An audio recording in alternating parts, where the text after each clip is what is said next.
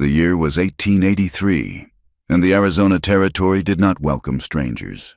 It tolerated them, at best, with the indifference of a land that had seen bones bleach white under the sun for 1,000 years. A dry wind, sharp with the scent of sage and heated stone, cut across the open scrubland. It was a landscape of extremes, where the distant mountains were the color of bruised plums against a sky so pale it looked drained of blood. Heat shimmered off the hard-packed earth, distorting the horizon until the mesquite bushes looked like they were dancing in a fever. Everything alive looked thirsty, the lizards panting on the rocks, the hawks circling in the updrafts, and the woman riding alone toward the jagged silhouette of Red Mesa. Evelyn Hart was 22 years old, but in the saddle, with her spine stiffened against exhaustion.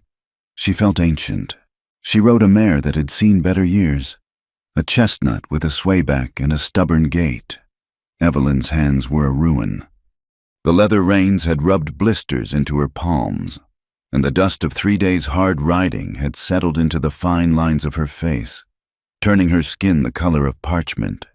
Her dress, once a respectable calico meant for parlor sitting and church Sundays, was stained with sweat and dirt at the hem. She looked like a woman who had been running for a long time, though the truth was she had only been running since Tuesday. She had fled a house that smelled of beeswax and expensive cigars, leaving behind a life that was supposed to be her salvation. Her guardian, a man named Arthur Vance, had made a promise.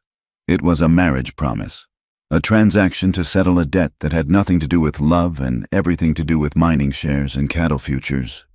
Evelyn was the currency. As the town of Red Mesa rose out of the dust, Evelyn felt a knot of cold dread tighten in her stomach. Red Mesa was a cluster of timber and adobe clinging to the edge of civilization like a barnacle on a ship's hull.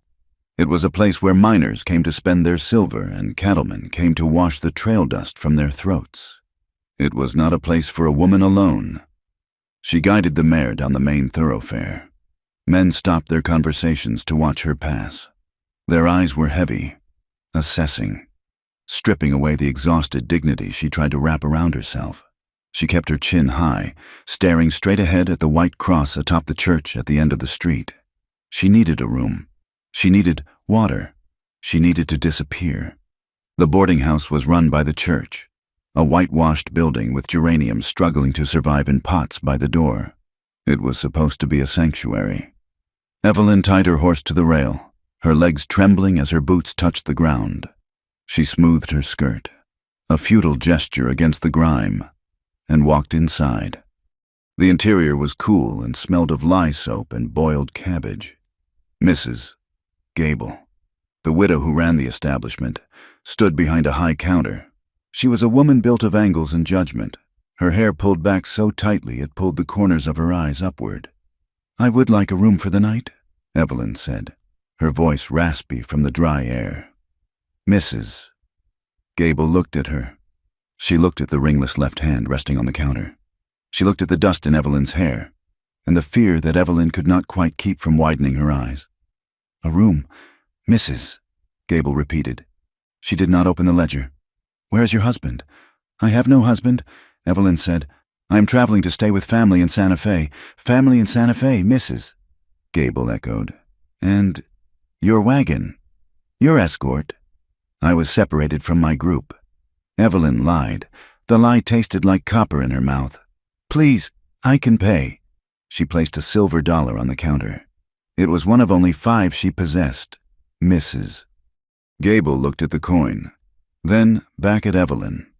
The silence stretched, filled with the buzzing of a fly against the window pane. "We are a respectable house, Mrs." Gable said finally, snatching the coin. "No visitors in the room. Breakfast is at 6. If you cause trouble, the sheriff will hear of it." Evelyn took the key, her hand shaking. As she walked up the narrow stairs, she could feel Mrs. Gable's eyes boring into her back. She could hear the whisper of fabric as 2 other women in the parlor leaned together. She knew what they were saying. They noticed the lack of a ring. They noticed the terror. In their world, a woman alone was either a tragedy or a sin, and they had not yet decided which one she was, By evening, the town of Red Mesa had settled into a rhythm of piano music and shouting from the saloons. Evelyn stayed in her room. Sitting on the edge of the narrow bed, she had washed her face and hands, but the water in the pitcher was lukewarm and smelled of iron. She felt exposed. The walls were thin. She could hear a man coughing in the next room, could hear the clatter of a wagon passing on the street below.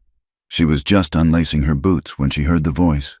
It drifted up through the floorboards from the parlor below. It was a voice she knew better than her own prayers. It was smooth, rich like molasses, and utterly devoid of mercy.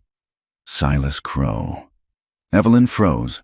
Her heart hammered against her ribs like a trapped bird. Silas was her guardian's man. He was an enforcer, a problem solver, a man who wore expensive suits and carried a pistol he knew how to use.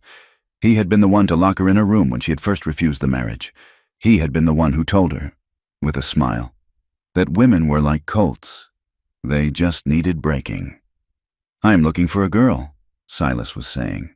His voice was polite, conversational, about this high, brown hair, riding a chestnut mare that looks ready for the glue factory. "She is confused. You understand. Hysterical. She ran off from her family, and her uncle is beside himself with worry. We just want to bring her home." Evelyn crept to the door and pressed her ear against the wood. She heard Mrs. Gable's sharp tone soften. "There was a girl who came in this afternoon. Mrs. Gable said, ragged-looking thing. Said she was going to Santa Fe." "That is her," Silas said. "Poor thing. Her mind is not right. She is prone to wild stories." Evelyn realized with a sickening clarity that the town's respectability was a trap. If she went to the sheriff, Silas would call her hysterical. If she screamed, they would say she was mad. If she submitted, she would be handed back like a parcel of dry goods. She heard the heavy tread of boots. Silas was not coming upstairs yet. He was moving toward the door, likely to speak with the sheriff to ensure the law was on his side.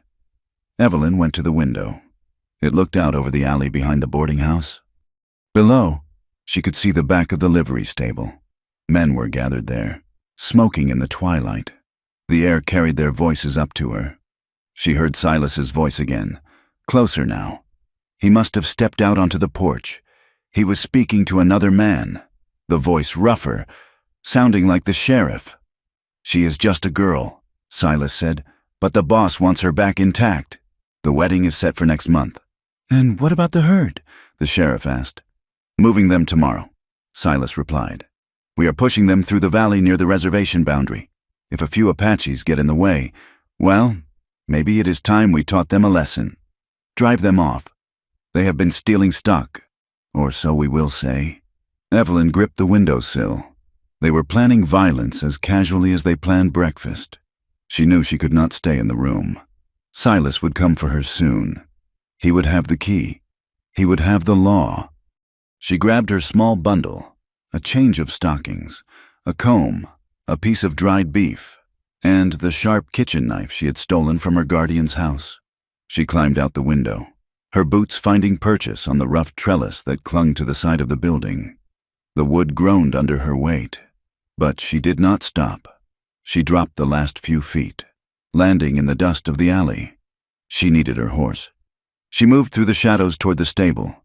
The smell of manure and hay was thick. The stable was dark, save for a single lantern hanging near the entrance. She found the mare in a stall near the back. The horse nickered softly, and Evelyn pressed her hand over the animal's velvety nose. "Quiet," she whispered. "Please, be quiet." She did not have time to saddle the mare. She would have to ride bareback or lead her out. She reached for the halter. "Going somewhere, Miss Hart?" The voice came from the shadows behind her. Evelyn spun around, the knife appearing in her hand by instinct. Silas Crow stepped into the pool of lantern light. He looked immaculate, not a speck of dust on his dark coat. He held his hat in his hands, turning the brim slowly. He smiled, and it was the smile a wolf gives a lamb before the snap. "I knew you would come for the horse," Silas said. "You always were predictable. Put the knife down." "Evelyn, you will only hurt yourself." "No," Evelyn said. Her voice shook, but she did not lower the blade. Silas took a step forward. His patience was a terrifying thing. It was the patience of a man who held all the cards. "Your uncle is very disappointed," Silas said, "and the man you are promised to. He is not happy either, but they are willing to forgive this little tantrum. Come with me. We will go back to the hotel, have a nice dinner, and in the morning, we go home." "I am not going back," Evelyn said. "I am not property." Silas sighed. He placed his hat on a bale of hay. His face hardened. "You are exactly what we say you are," he said softly. "And right now, you are a runaway with no money, no friends, and no future. No one in this town will help you. I have already told the sheriff you are sick in the head. Scream if you want. They will just help me tie you up." He lunged. It was faster than Evelyn expected. His hand closed around her wrist, crushing the delicate bones. She gasped, the pain blinding, but she did not drop the knife. Instead of pulling away, she threw her weight toward him, bringing her knee up. Silas grunted, his grip loosening just for a fraction of a second. Evelyn bit his hand, hard. She tasted the salt of his skin and the metallic tang of blood. Silas roared and yanked his hand back. "You little witch!" he snarled.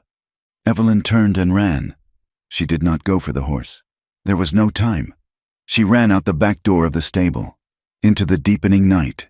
She ran past the last few shacks of Red Mesa, past the trash piles and the sleeping dogs. She ran until her lungs burned and the lights of the town were just pinpricks behind her. She was in the open country now. The darkness was absolute. The moon was hidden behind a bank of thick, bruising clouds that had rolled in from the north. The heat of the day was vanishing, replaced by a sudden, biting chill. The landscape became a weapon. Thorny mesquite branches whipped at her face and tore at her skirt. Loose stones rolled beneath her boots, twisting her ankles. She fell, scraping her palms raw on the gravel. But she scrambled up and kept moving. She could not hear footsteps behind her, but she could feel Silas's presence like a weight on the back of her neck. Then the rain began. It did not start as a drizzle. It began as a deluge, a sudden violent release from the heavens. The temperature plummeted. The dry earth, baked hard as iron, could not drink the water fast enough. Gullies that had been dry for months instantly turned into slick, muddy traps. Evelyn stumbled blindly. She was soaked to the bone, her dress heavy and clinging to her legs. She was shivering uncontrollably. She needed shelter. She needed to stop. But fear drove her forward. She scrambled down a slope, thinking to find cover under an overhang. The ground gave way beneath her. She slid, clawing at the mud, sliding down into the darkness of a wash. She hit the bottom, and the roar filled her ears. It was the sound of a freight train, deep and rumbling, flash flood. The water hit her before she could stand. It was a wall of brown sludge, churning with branches and rocks.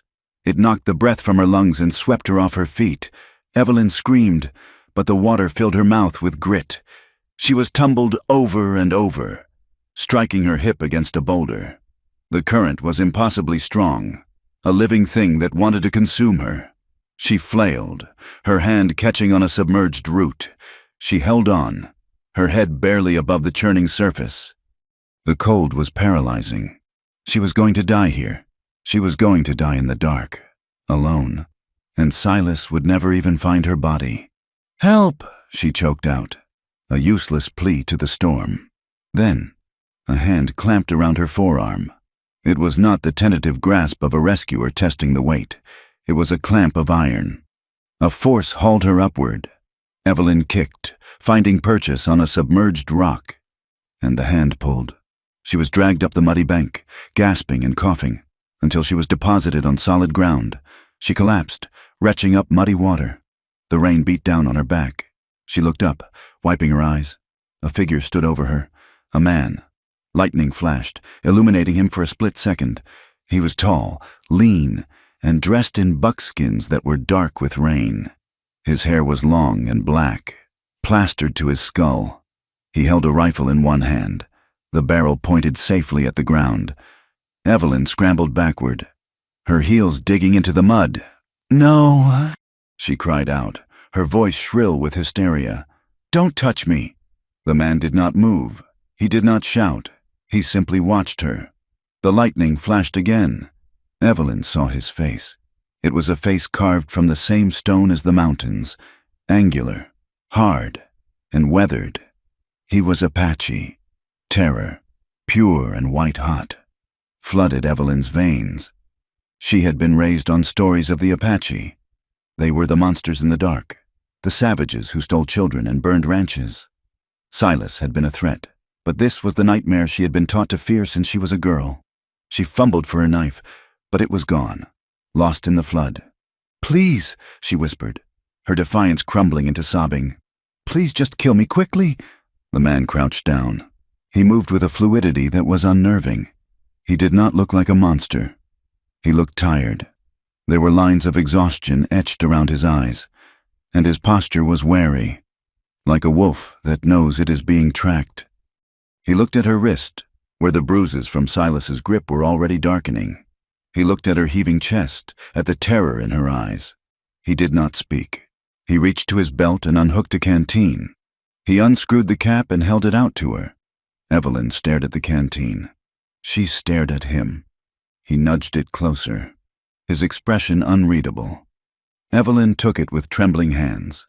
She drank, the water cool and clean, washing the mud from her throat. She lowered the canteen and looked at him. "Thank you," she whispered, the shame of her earlier screaming rising in her throat.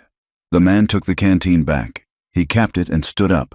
He pointed toward a ridge of rocks to the east, away from the wash. "High ground," he said. His voice was low, accented but clear. "The water rises." He was Taza.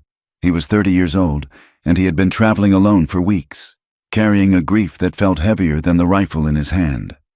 He was a scout, a hunter, a man who walked between worlds and belonged to neither. He had pulled this white woman from the water not because he wanted company, but because he could not watch a living thing drown. "Come," Taza said. Evelyn struggled to her feet. Her dress was ruined, heavy with mud. She shivered violently. She looked at the man's back as he began to walk. She had a choice. Stay here and wait for Silas, or follow the Apache into the dark. She followed him. They walked for an hour, the rain slowly tapering off into a cold drizzle. Taza did not speak. He moved silently, his moccasins making no sound on the wet stone. Evelyn stumbled behind him, her boots slipping, her breath coming in ragged gasps. Suddenly, Taza stopped. He raised a hand, palm flat. Evelyn froze. Taza tilted his head, listening. Then he crouched low and motioned for Evelyn to do the same. On the ridge above them, silhouetted against the breaking clouds, were 3 riders. Evelyn pressed her hand over her mouth. She recognized the shape of the lead rider's hat. Silas, and with him were 2 other men, their slickers gleaming wetly in the moonlight. "They are tracking," Taza murmured. It was not a question. "They are hunting me," Evelyn whispered. Taza looked at the riders, then at Evelyn. He saw the way she shrank into the rock. He saw the way the men on the ridge rode, weapons drawn, heads scanning the brush. This was not a family dispute. This was a hunt, and if they found him here with a white woman, they would not ask questions before they started shooting. "We move," Taza said. "Quiet." He led her into a labyrinth of broken rock and mesquite. Here, the shadows were deep. He moved with the land, blending into the stone. He taught her without words. He would reach back and touch her shoulder to stop her. He would point to where she should place her foot so she would not dislodge a stone. At one point, they had to squeeze through a narrow fissure in the rock. Taza went first, then reached back to help her. Evelyn had to press her body against his to get through. She felt the terrifying closeness of him. His shoulder brushed hers. She could smell wet buckskin, wood smoke, and the scent of a man who lived under the sky. He was solid, warm. His breath was steady, while hers rattled in her chest. For a moment, pinned between the cold stone and the warm, dangerous man. Evelyn felt a spark of something that confused her. It was not fear, it was safety. He was the only thing standing between her and the men who wanted to own her. They cleared the fissure. Taza pulled her through, but as he did, he hissed in pain. He pulled his arm back. A jagged piece of rock, or perhaps a long mesquite thorn, had slashed his forearm. Blood welled up, dark and quick. "You are hurt," Evelyn said. "It is nothing," Taza said. He kept moving, but the blood dripped onto the stones. They reached a small, shallow cave, little more than an indentation in the cliff face, hidden by a screen of palo verde trees. Taza sat down heavily. He began to bind his arm with a strip of cloth from his pouch. He did it awkwardly, using his teeth to tighten the knot. "Let me," Evelyn said. She surprised herself. Her hands were still trembling, but she knelt beside him. Taza looked at her, his eyes guarded. He hesitated, then extended his arm. Evelyn undid his clumsy knot. She used the hem of her petticoat, tearing a strip of dry cotton from the layers that had been protected from the rain. She wrapped the wound efficiently. Her fingers brushed his skin. It was rough, scarred, and hot. "Thank you," Taza said when she finished. The coyotes began to call in the distance, a lonely, yipping chorus. The rain had stopped, leaving the air cold and crisp. Evelyn sat back against the rock wall. The adrenaline was fading, leaving her hollow and aching. "I have nowhere to go," she confessed into the darkness. "I cannot go back to Red Mesa." "I am not taking you to Red Mesa," Taza said. His voice was flat. "If I take you there, they will say I stole you. They will hang me, and they will make you a story." "A story?" "The woman who was taken," Taza said. "The town will pity you, and then they will shame you. They will not make you safe." Evelyn wrapped her arms around herself. She thought of Mrs. Gable's eyes. She thought of the men laughing by the stable. I'm still good," she whispered. It was a plea, half to herself, half to him. "I am still untouched." As if that matters. As if that should earn me mercy. Taza looked at her. The moonlight caught the sharp angle of his jaw. It tightened. He looked angry. Not at her, but at something invisible. He was angry at a world that taught a woman her worth was tied to her purity. He was angry that she felt she had to plead her innocence to an Apache stranger in a cave to ensure she wouldn't be discarded. "You are alive," Taza said. He spoke the words with a weight that made them feel like a commandment. "That is what matters tonight. You breathe. You bleed. You are alive." Evelyn stared at him. No one had ever told her that her life was enough. She lay down on the hard ground, curling into a ball to preserve heat. She shivered, her teeth chattering. Taza watched her for a moment. Then, he unrolled his wool blanket. He did not cover her with it. He did not lie next to her. He placed it on the ground between them, close enough that she could feel the heat radiating from his body, but far enough away that she was not trapped. "Sleep," he said. "I will watch." Evelyn closed her eyes. She listened to the steady rhythm of his breathing. Outside, the desert was vast and cruel and full of men who wanted to hurt her. But here, in the small space between the rock and the Apache, she finally slept. The morning did not break gently. It shattered the darkness with a hard, uncompromising light that revealed exactly how small they were. Evelyn opened her eyes to a world that seemed to have expanded overnight. The shallow cave where they had sheltered was merely a dark thumbprint on a landscape so vast it stole the breath from her lungs. Before her, the Arizona Territory unrolled in a series of ridges that jagged upward like the broken teeth of an old skull, jagged and yellow-gray against the horizon. Beyond them lay open flats that stretched for miles, a sea of sagebrush and heat shimmer where a person could walk for days and never find a shadow. Above it all was the sky, an expanse of blinding, pale blue that felt heavy, pressing down on the earth with the weight of eternity. She sat up, her body aching in places she did not know she possessed. The mud from the flood had dried into a stiff, cracking crust on her dress. She felt gritty, thirsty, and profoundly exposed. Taza was already awake. He stood near the mouth of the cave, his back to her, staring out at the scrubland. He stood with a stillness that Evelyn had never seen in the men of the town. The men she knew, Silas, her guardian, the miners, were always in motion, always loud, always imposing their will upon the space around them. Taza seemed to simply exist within the space, as much a part of the morning as the mesquite and the stone. He turned when she shifted, his eyes dark and unreadable. "We move while the air is cool," he said. He did not ask how she slept. He did not ask if she was afraid. He simply picked up his rifle and the small canvas pack he carried, assuming she would follow. And because the alternative was the vast, empty, terrifying silence of the desert, she did. They walked for an hour before he led her into a narrow cleft between two boulders. Hidden there, fed by a seep in the rock, was a small pool of water. It was no bigger than a wash basin, shaded by a twisted scrub oak. "Drink," Taza said. Evelyn fell to her knees. She cupped her hands and drank greedily. The water was cold and tasted of minerals and earth. It was the best thing she had ever tasted. She splashed it on her face, scrubbing away the dried mud, gasping as the coolness hit her sunburned skin. When she looked up, water dripping from her chin, she found Taza watching her. He was not looking at her with the hungry, predatory gaze she had learned to expect from men in saloons or from Silas.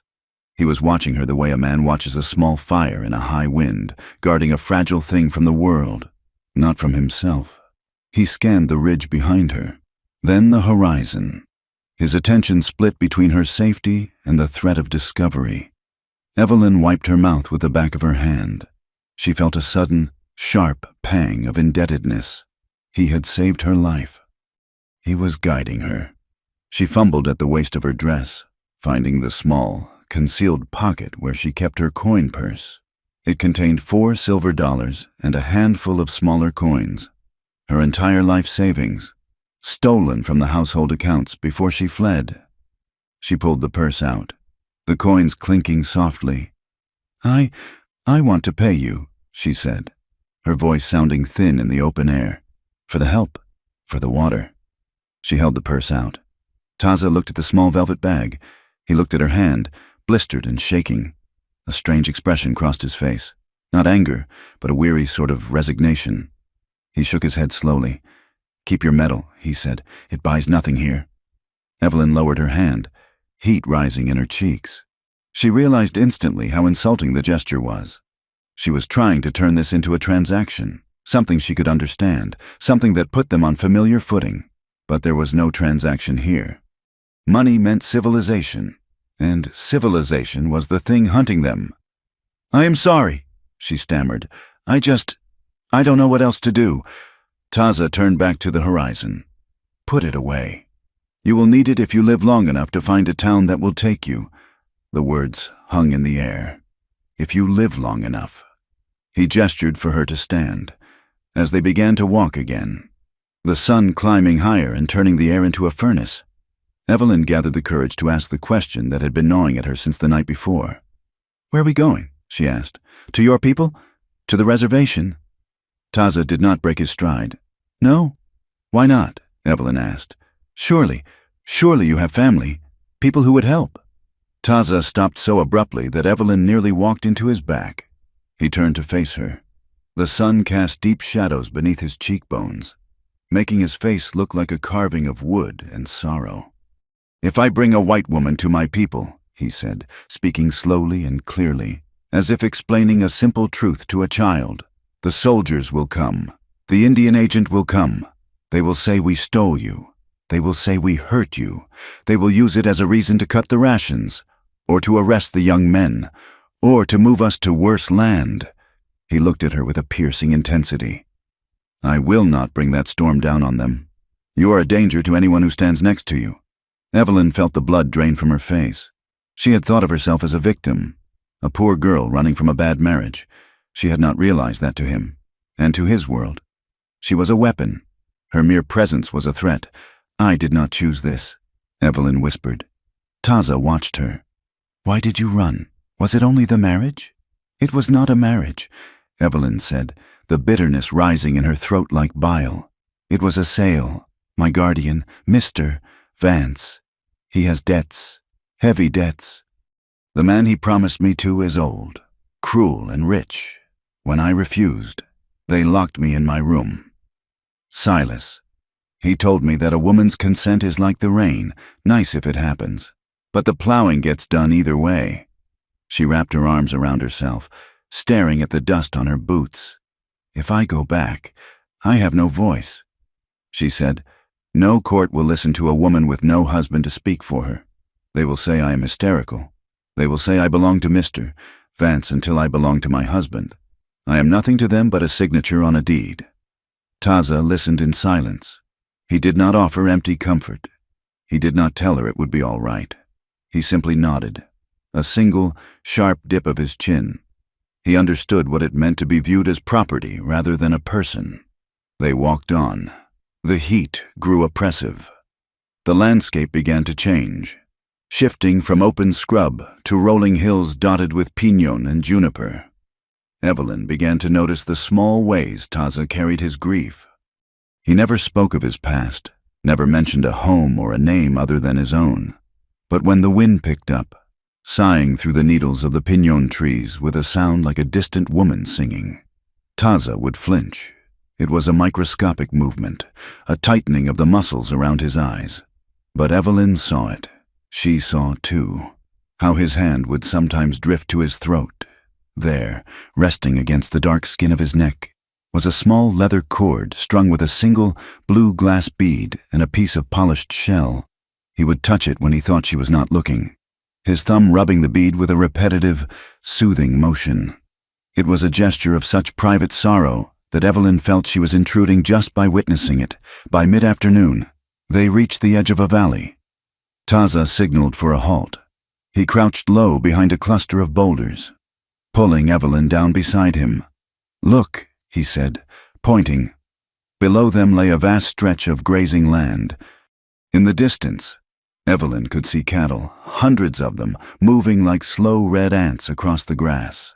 But it was not the cattle that Taza wanted her to see. It was the land itself. Great patches of the valley were black and scarred, burned. The char was old, but the earth had not recovered. "They burned the brush to clear it for the grass," Taza said, his voice devoid of emotion but heavy with meaning. "But they also burned the thickets where the deer hide. They burned the groves where we gathered pinon nuts. They fenced the water." Evelyn looked at the green ribbon of a creek winding through the valley. Barbed wire, gleaming new and vicious in the sun, ran along both banks. Stolen water. Taza murmured. Evelyn looked at the burned earth. She had always been told that ranching was progress. It was civilizing the wild, but looking at the scars on the valley floor, she saw something else. She saw a hatred so deep it was willing to wound the land itself just to deny it to someone else. Prejudice wasn't just words or laws. It was a physical thing that ate the world. "Riders!" Taza hissed. Evelyn snapped her head up. Far below, moving along the fence line, was a group of 4 men on horseback. They were too far to identify faces, but the sunlight glinted off rifle barrels. They were moving slowly, stopping to check the ground, tracking. "They have found our sign," Taza said. He did not sound panicked. He sounded like a man calculating the odds. He turned to Evelyn. His eyes were hard. "Hide," he commanded, pointing to a deep depression beneath a thicket of oak brush. "Crawl in. Do not move. Do not breathe loud. Do not come out until I say my name." "What are you going to do?" Evelyn asked, fear spiking in her chest. "I will make a trail that leads away," Taza said. He did not wait for her to argue. He grabbed a handful of sagebrush and swept the ground where they had been standing, erasing their prints. Then he moved away from her, stepping intentionally into a patch of soft sand, leaving a clear, heavy boot print. He was making himself a target. "Taza!" Evelyn whispered, but he was already gone, slipping over the ridgeline, moving fast and low. Evelyn crawled into the brush. The branches scratched her face, and the smell of dry leaves and dust filled her nose. She pressed herself into the dirt, her heart hammering against her ribs like a trapped bird. Time stretched. Seconds felt like hours. She heard the distant sound of hooves, the murmur of men's voices carried on the wind, indistinguishable but terrifying. If they caught him, he was dead. They would not arrest an Apache found near cattle. They would shoot him and leave him for the buzzards. And then they would find her. The helplessness washed over her. She was lying in the dirt, hiding like a rabbit. waiting for a man she barely knew to die for her. She thought of Silas. She thought of Mr. Vance. She thought of the way they looked at her, as something to be owned. A cold, hard knot formed in Evelyn's stomach. It was heavier than fear. It was resolve. I will not be returned, she thought. I will die in this dirt before I let them put their hands on me again. A gunshot cracked through the air. Evelyn flinched, biting her knuckle to stifle a scream. Then another shot. Then the sound of galloping horses fading into the distance. Silence returned to the valley. She waited. The sun began to dip toward the western mountains, turning the sky a bruised purple. The shadows lengthened. Had they killed him? Was she alone now? Truly alone? A twig snapped. Evelyn froze. She gripped a jagged rock she had found in the dirt. Evelyn! The voice was a whisper, but it was him. She scrambled out of the brush. Taza was crouching near the boulders. He was breathing hard, sweat streaking the dust on his face, but he was whole. They followed the trail I made. He said, "They are riding south, toward the Box Canyon. We have time." Evelyn looked at him. The relief that flooded through her was so intense it made her knees weak. She wanted to weep. She wanted to laugh. But mostly, she just wanted to look at him. "You came back," she said softly. Taza looked at her, confused by the statement. "I said I would." It was such a simple thing for him. A promise made was a promise kept in her world. Promises were things to be negotiated or broken when convenient. "Thank you," Evelyn said. She looked at his face, the high cheekbones, the sweat-dampened hair, the dark eyes that saw everything and asked for nothing. The gratitude she felt shifted, deepening into something warmer, something sharper. It felt dangerously like longing. "Let us go," Taza said, turning away from her gaze. "The cold comes with the dark." They walked until the light failed completely. A cold front was rolling in off the mountains, bringing with it a biting wind that cut through Evelyn's torn dress. They found shelter beneath a rock overhang that curved like a breaking wave, protecting them from the wind. Evelyn's hands were shaking so badly from the cold that she could not strike the lucifer match to light the small pile of dry twigs she had gathered. She struck it once, twice, the head crumbling uselessly. "Here," Taza said. He knelt beside her. He did not take the match from her. Instead, he reached out and cupped his hands around hers, steadying her fingers. His hands were rough, calloused from years of riding and fighting, but his touch was incredibly gentle. He did not squeeze. He did not claim. He simply offered his strength to steady her weakness. "Strike now," he whispered. Evelyn struck the match. It flared to life, a small yellow flower of heat. She lowered it to the tinder, and the fire caught. Taza pulled his hands away immediately. Evelyn sat back, pulling her knees to her chest, watching him in the growing firelight. The flames cast dancing shadows across his face, softening the harsh lines of his jaw. She watched the stillness in his movements as he fed the fire. She watched the way sorrow seemed practiced in him, a familiar coat he wore without complaint. She felt a pull she did not want to name. It was not just that he was handsome. It was that he was real. "You have a wife?" Evelyn asked. The question slipped out before she could stop it. Taza froze. His hand hovered over the fire. For a long moment, the only sound was the crackle of burning wood and the wind moaning outside the overhang. "I had a wife," he said finally. "What happened to her?" Evelyn asked, her voice barely audible. Taza stared into the flames. His eyes, usually so guarded, looked suddenly like open wounds. "She died because she was Apache," he said. His voice was calm, which made the words worse. "Men came. They wanted the land where our winter camp was. They had papers from the government. They said we had to move. When we did not move fast enough, they started shooting." He picked up a stick and snapped it in two with a sharp crack.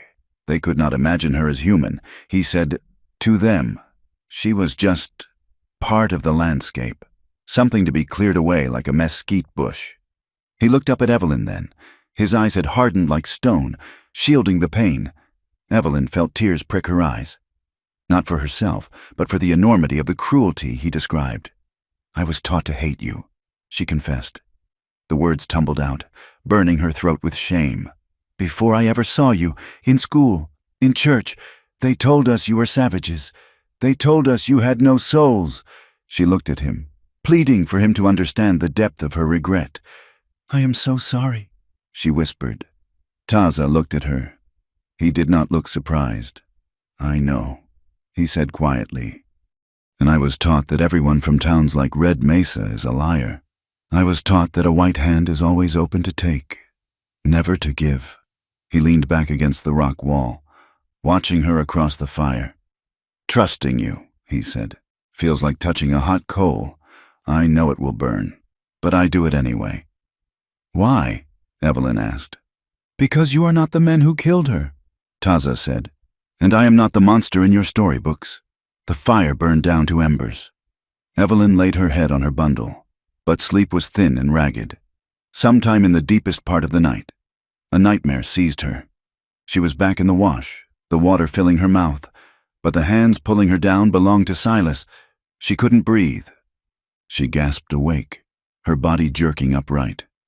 Without thinking, she reached out into the dark. Her hand found Taza's arm. She gripped his sleeve, her fingers digging into the buckskin. Taza was awake instantly. He did not pull away. He did not startle. He simply froze, his muscles tense beneath her hand. Evelyn's breath came in ragged sobs. She realized what she was doing, clinging to him in the dark. She loosened her grip, pulling her hand back, flushed with embarrassment. I am sorry, she whispered. The dream. She looked at the dark shape of him. The wind was howling outside, a lonely, desolate sound. She felt the crushing weight of the empty miles around them, the men hunting them, the hopelessness of it all. Evelyn's voice broke.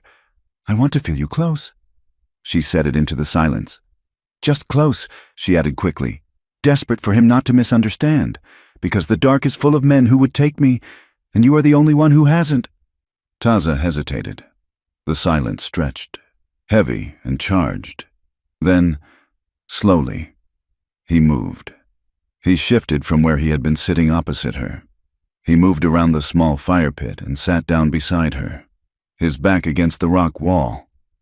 He did not put his arm around her. He did not touch her. He simply sat close enough that their arms were touching. Lean, he said softly. Evelyn hesitated for a heartbeat, then leaned her head against his shoulder. His body was warm and solid. It was like leaning against a sun-warmed cliff face. She could feel the steady, stubborn rhythm of his heart beating beneath the buckskin. Taza sat rigid for a moment, then slowly relaxed. He allowed her weight. He allowed the contact. The intimacy of it was staggering. It was not a claiming, it was a permission. In a world where men took what they wanted, Taza was giving her the choice to be close. Evelyn closed her eyes. The smell of him, smoke and sage and rain, filled her senses. She felt a warmth spread through her chest that had nothing to do with the fire. It was desire, yes, but it was a desire stripped of fear. It comforted her, and it terrified her. She wanted to stay here, in this small pocket of safety, forever. She slept without dreams, anchored by the beat of his heart. When dawn came, the sky was a bruised gray, threatening snow. The wind had teeth. They sat up, the space between them suddenly feeling charged with the memory of the night. Taza stood quickly, moving to check the weather, putting distance between them as if the closeness of the night was a danger in the daylight. We cannot stay here, he said. The cold will kill us if the men do not. Where can we go? Evelyn asked, standing and brushing the dust from her skirt. There is a trading post, Taza said, 2 days north. It is run by a man named Ramirez. He has a Pima wife. It is a mixed place.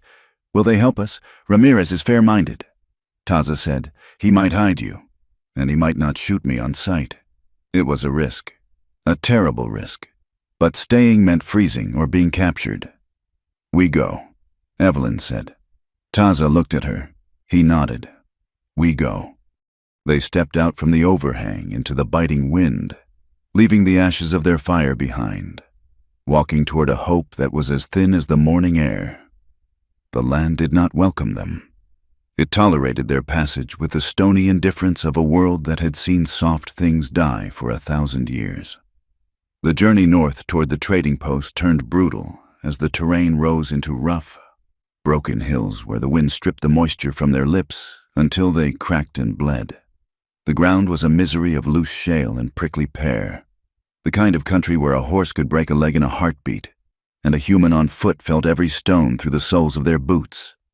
Evelyn walked with her head down, watching her feet. Her boots, once fine leather meant for town boardwalks, were beginning to fail. The stitching at the toe of the left boot had given way, and she could feel the grit working its way inside, grinding against skin that was already raw. She did not complain. She had learned in the last 48 hours that complaint was a waste of breath, and breath was precious in this high, thin air. Taza walked ahead, his pace relentless but slower than before. Evelyn noticed the way he favored his right side, the way his breath caught sometimes when the trail climbed steeply. It was the old injury, or perhaps just the crushing weight of the grief he carried. A weariness that seemed to settle in his bones like lead. He stopped often, ostensibly to check the horizon for pursuit. But Evelyn saw how he leaned against the rock, his face gray beneath the dark skin, gathering strength. They had been walking for 3 days since the cave. On the afternoon of the 3rd day, the wind shifted, carrying the scent of crushed sage and something else. Wood smoke. Taza stopped instantly. He raised a hand, signaling Evelyn to freeze. She stood perfectly still, her heart beginning its familiar, panicked rhythm. A figure emerged from a fold in the earth, as if the land itself had birthed a woman. She was short, stout, and moved with a terrifying silence. She wore a skirt of buckskin and a calico shirt that had seen many washings. Her hair was streaked with gray, pulled back severely. In her hands, she held a basket of herbs and a digging stick. She looked at Taza, and her expression did not soften. She looked at Evelyn, and her eyes narrowed into slits of obsidian. "Mara," Taza said, his voice low. The woman, Mara, did not smile. She was kin to Taza, a cousin or perhaps a sister-in-law. Bound by blood and history, she stepped closer, ignoring Evelyn entirely to speak to him in their own tongue. The words were sharp, clipped, sounding like stones striking together. Taza answered her, his tone respectful but firm. He gestured to Evelyn. Mara turned her gaze on Evelyn. It was a look of profound, unmasked assessment. She looked at the torn dress, the ruined boots, the sunburned nose.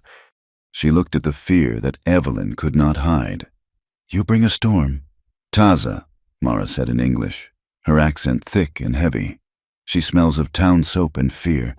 Why do you bring this trouble to us?" "She needs water," Taza said, "and rest. Just for the night." Mara scoffed, a harsh sound in her throat.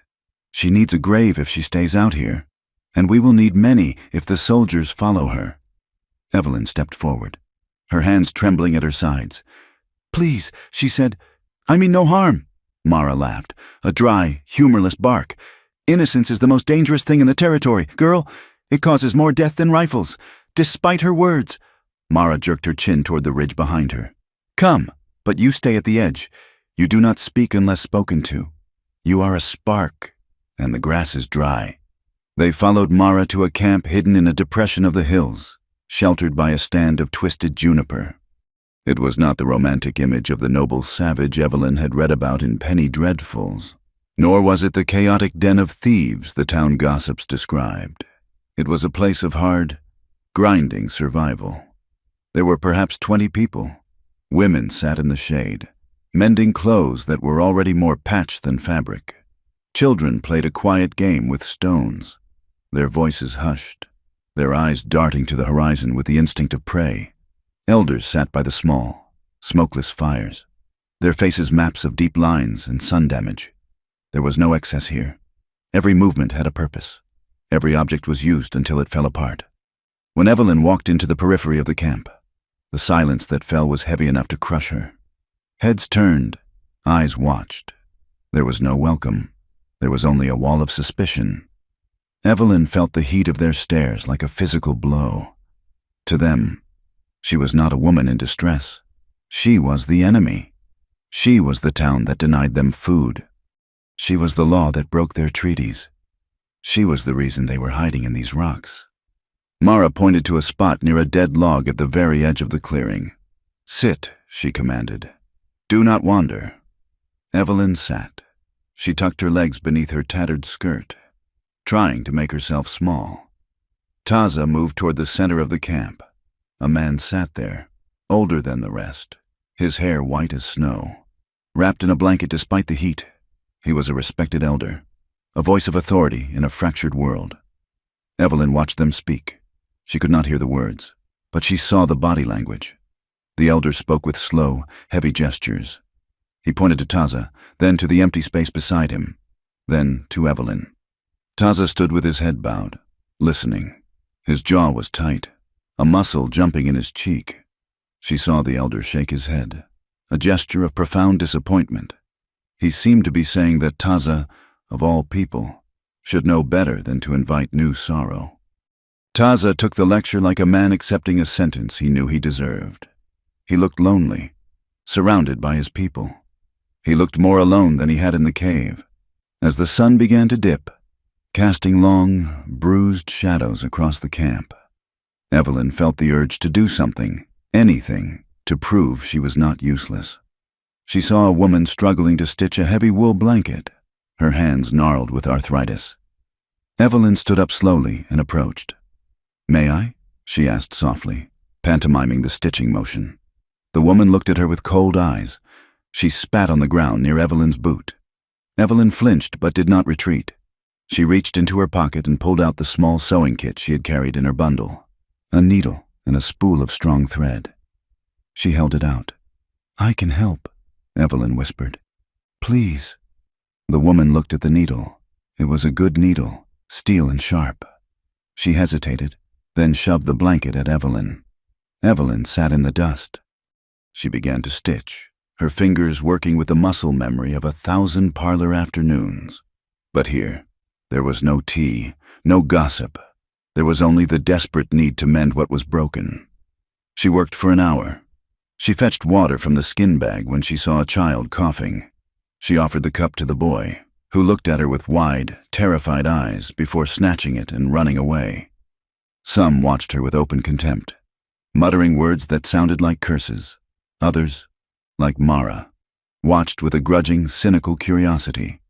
Evelyn realized with a stinging clarity that she had benefited from lies her whole life, the comfort of her bed, the safety of her town, the food on her table.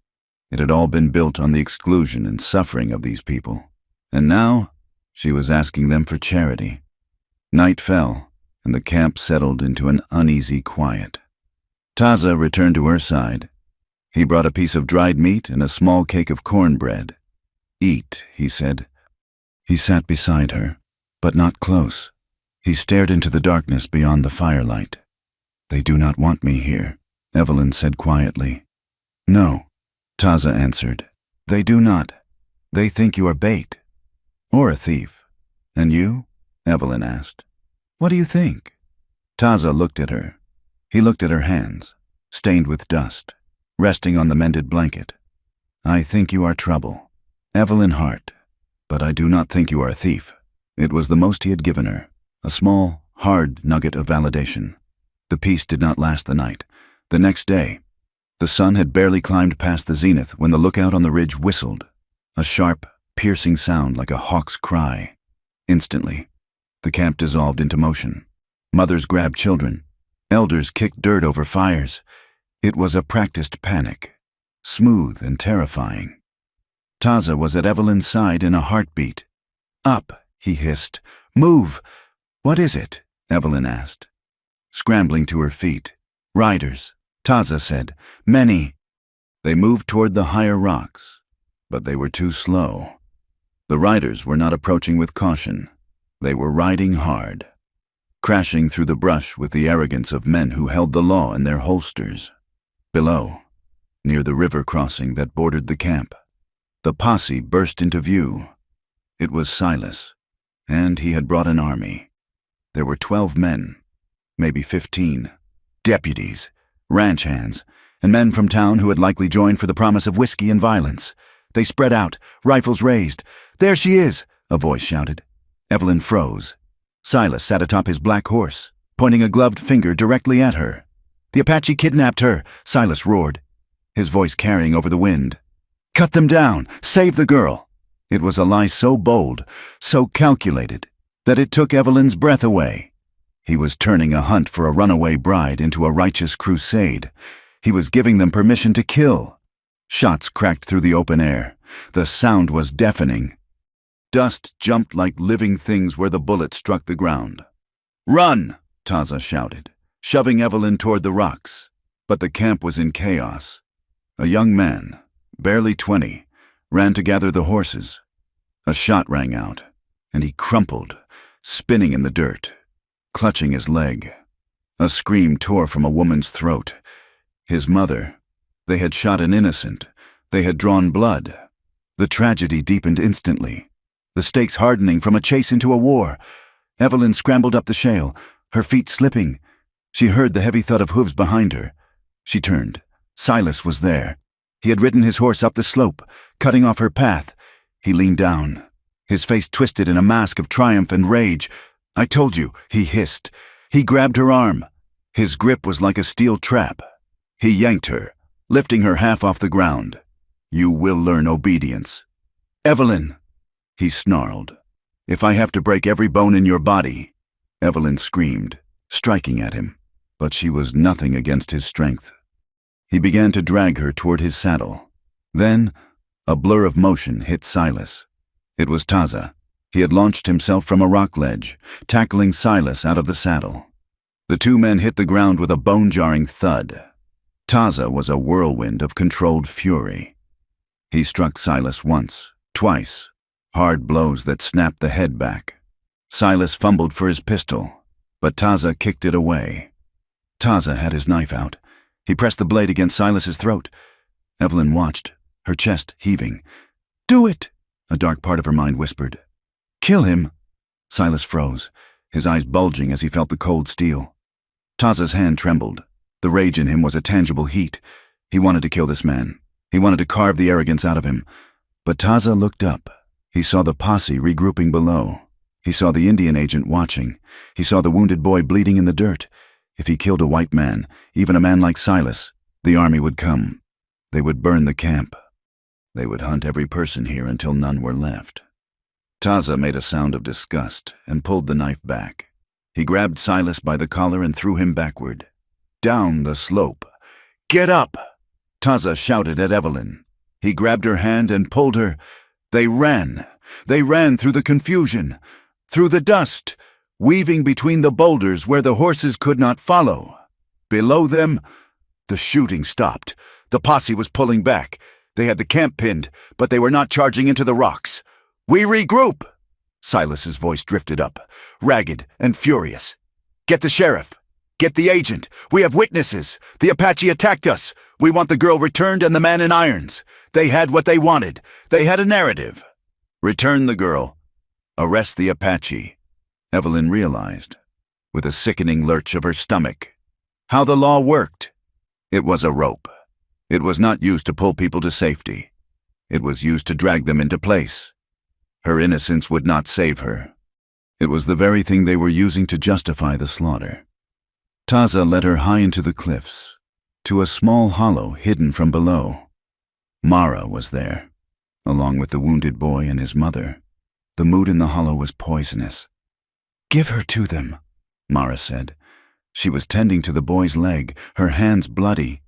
She looked at Taza with eyes that were hard as flint. "Look at this." "Taza," Mara hissed, gesturing to the blood. "They will come back with more men. They will bring a cannon if they have to. Give them the white girl. It is what they want. She is not property to be traded," Taza said, his voice tight. "She is a curse." The boy's mother wept. "She brings death." Evelyn stood against the rock wall.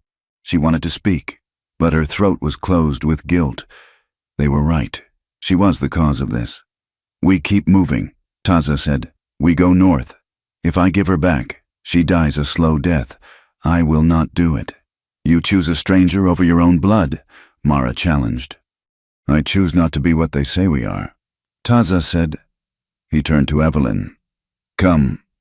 He led her away from the group, further up the ridge, to a small overhang where they could watch the valley without being seen. Taza sat down heavily. He winced, his hand going to his ribs. You are hurt, Evelyn said. It was the fall. Taza grunted. Let me see. He tried to wave her away, but she was insistent. She knelt beside him. She pushed aside his torn buckskin shirt. His side was a mass of dark purple bruising, ugly and angry against his skin. Evelyn's hands hovered, then touched him. Her fingers were steady now. The fear of the attack had burned away, leaving only a sharp, crystalline focus. She felt the heat of his skin. She felt the tension in the muscles beneath her fingertips as he held his breath against the pain. She took a handful of snow from a crevice in the rock. Winter was close here in the high country, and wrapped it in a scrap of cloth. She pressed it to his ribs. Taza let out a long, ragged breath. Why did you not let them take me? Evelyn asked softly. It would have stopped the fighting. Taza looked at her. His face was inches from hers. Because you are not a horse to be returned to a corral. Evelyn looked down at her hands on his chest. I want... She started, then stopped. She took a breath. I want to choose. Choose what? Taza asked. My life. Evelyn said, I want a life where I choose who I am close to. I want a future that is mine. She looked up at him, her eyes searching his. I want you, she whispered. The words hung in the cold air. Not like a child wants a protector, Evelyn said, her voice trembling but clear. And not like a drowning woman wants a raft. I just want you. Taza closed his eyes. He looked pained. Evelyn, he said, his voice rough. Since my wife died, desire has felt like betrayal. I told myself my heart was in the ground with her. He opened his eyes. They were dark, bottomless, and filled with a terrified honesty. But when you are near, the grief loosens. The knot in my chest. It opens, and that scares me more than the rifles. He reached up, his hand, large and scarred, cupped her face. His thumb brushed her cheekbone, tracing the line of it with a reverence that made Evelyn shiver. You are not safe with me, Taza said. I am not safe anywhere, Evelyn replied. But with you, I am myself. She leaned into his hand. Taza hesitated for 1 second more, a final war between his past and his present. Then he leaned forward. He kissed her. It was not the hungry, devouring kiss of the romances. It was careful. It was reverent. It was full of restraint, as if he was terrified he might break her, or perhaps break himself. His lips were warm and dry. Evelyn's hands came up to grip his shoulders. She trembled, a violent shudder running through her body. She was stunned by it, by the overwhelming sensation of being wanted, not owned, not taken, wanted. For a moment, the cold wind, the posse, the bleeding boy, it all vanished. There was only the heat of his skin and the pressure of his mouth. Then, the world broke back in. A shout echoed from the valley floor. The sound of barking dogs, deep, baying hounds, drifted up on the wind. Taza pulled back. His eyes were wide, the pupils blown. He looked at her, and for a split second, she saw the raw, unguarded man beneath the warrior. Then the mask slammed back down. Dogs, he said. They have brought dogs. He stood, pulling her up with him. He looked at the sky. Heavy, slate-gray clouds were rolling over the peaks, swallowing the light. A storm was coming. A blizzard. We have to move, Taza said. The snow will hide our tracks, or it will bury us. Evelyn looked at the valley one last time, where the torches of the posse were beginning to flicker in the twilight. She looked at Taza. She took his hand. We go, she said. They turned and climbed into the teeth of the storm, the land swallowing them whole. Winter did not arrive in the high country. It invaded. It came down from the peaks of the Mongolian rim like a conquering army, clad in iron-gray armor and wielding a wind that stripped the moisture from a person's lips until they cracked and bled. The sky, which had been a vast and indifferent blue, lowered itself until it felt like a ceiling of slate, pressing the breath out of the world. The sun became a pale, distant coin that offered light but no heat. They had been moving for a week since the confrontation at the camp, pushing north through a landscape that grew more hostile with every mile. The water in their canteens froze thin at night, and they had to break the ice with a knife handle before they could drink the slush inside. Evelyn walked with her head down, chin tucked into the collar of the rough woolen coat Taza had traded for back at the camp. It was too big for her, the sleeves swallowing her hands, but she was grateful for it. Her feet were numb blocks of wood inside her ruined boots. Every step was a negotiation with gravity and exhaustion. She crested a ridge, the wind hitting her full in the face, stinging her eyes to tears. Her foot caught on a hidden root, and she went down hard. She hit the frozen earth with a grunt, the impact jarring her teeth. For a moment, she just lay there. The cold seeped instantly through her clothes. She felt a sudden, overwhelming surge of hatred. She hated the wind. She hated the rocks. She hated the silence of the man walking ahead of her. But mostly, she hated herself. She hated her weakness, her stumbling, the fact that she was a burden that slowed them down. She struck the ground with her fist, a useless, muffled thump. "I cannot do this," she hissed into the dirt. Taza stopped. He did not turn immediately. He stood silhouetted against the gray sky, looking like a part of the mountain that had pulled itself free. Then he turned and walked back to her. He did not offer empty pity. He did not tell her she was strong. He crouched beside her and unbuckled the canvas pack from her shoulders. He swung it over his own, adding her weight to his without a grimace. "Up," he said. Evelyn looked at him, her eyes burning. "I can carry it." Taza reached out and took her hand. His glove was rough, but his grip was steady. "The ground is hard," he said. "The pack throws your balance. I will take it." He pulled her to her feet. He brushed the dirt from her sleeve with a quick, practical motion. It was not a caress, yet the care in it landed on Evelyn like a miracle. He was conserving her. He was treating her not as a nuisance, but as a vital resource that must be maintained. "Walk behind me," Taza said. "I will break the wind." He turned and continued the climb. Evelyn watched his back, the way he leaned into the gale, taking the brunt of the cold so she would not have to. She swallowed the lump in her throat and forced her legs to move. 2 days later, they reached the trading post. It sat in a valley where the wind died down to a whisper, a low collection of log buildings huddled near a frozen creek. Taza stopped on the ridge overlooking the post, lying flat on his stomach to survey the area. Evelyn lay beside him, the cold from the ground seeping into her hips. "Something is wrong," Taza murmured. Evelyn squinted. The post looked quiet. Too quiet. There was no smoke rising from the chimney. The corral was empty. They moved down the slope with agonizing slowness, slipping from tree to rock, waiting for a shout or a gunshot. When they reached the main building, the silence was absolute. The door was barred from the outside. A piece of paper was nailed to the wood, fluttering in the breeze. Evelyn stepped forward to read it. The ink had run slightly in the damp, but the message was clear. It was a sheriff's notice. "Closed by order of the county sheriff. Harboring fugitives and hostiles is a crime against the territory. Any persons found on these premises will be subject to arrest." "They found us," Evelyn whispered. "Even here, they did not find us," Taza said. Scanning the tree line, "They guessed where we would go. They squeezed the throat of the man who might help." He touched the wood of the door, his face grim. "Ramirez was a good man. Now he is gone." A sound came from the shadows of a freight shed 50 yards away, a low, rhythmic scraping. Taza spun, his rifle leveling instantly. Evelyn backed against the wall, her hand going to the knife Taza had given her days ago. A voice floated out from the shed. It was deep, gravelly, and calm. "If you are going to shoot, make it a clean shot. I am too old to die slow." A man stepped into the light. He was a giant, standing over 6 feet tall, with skin the color of polished obsidian and a beard that was more salt than pepper.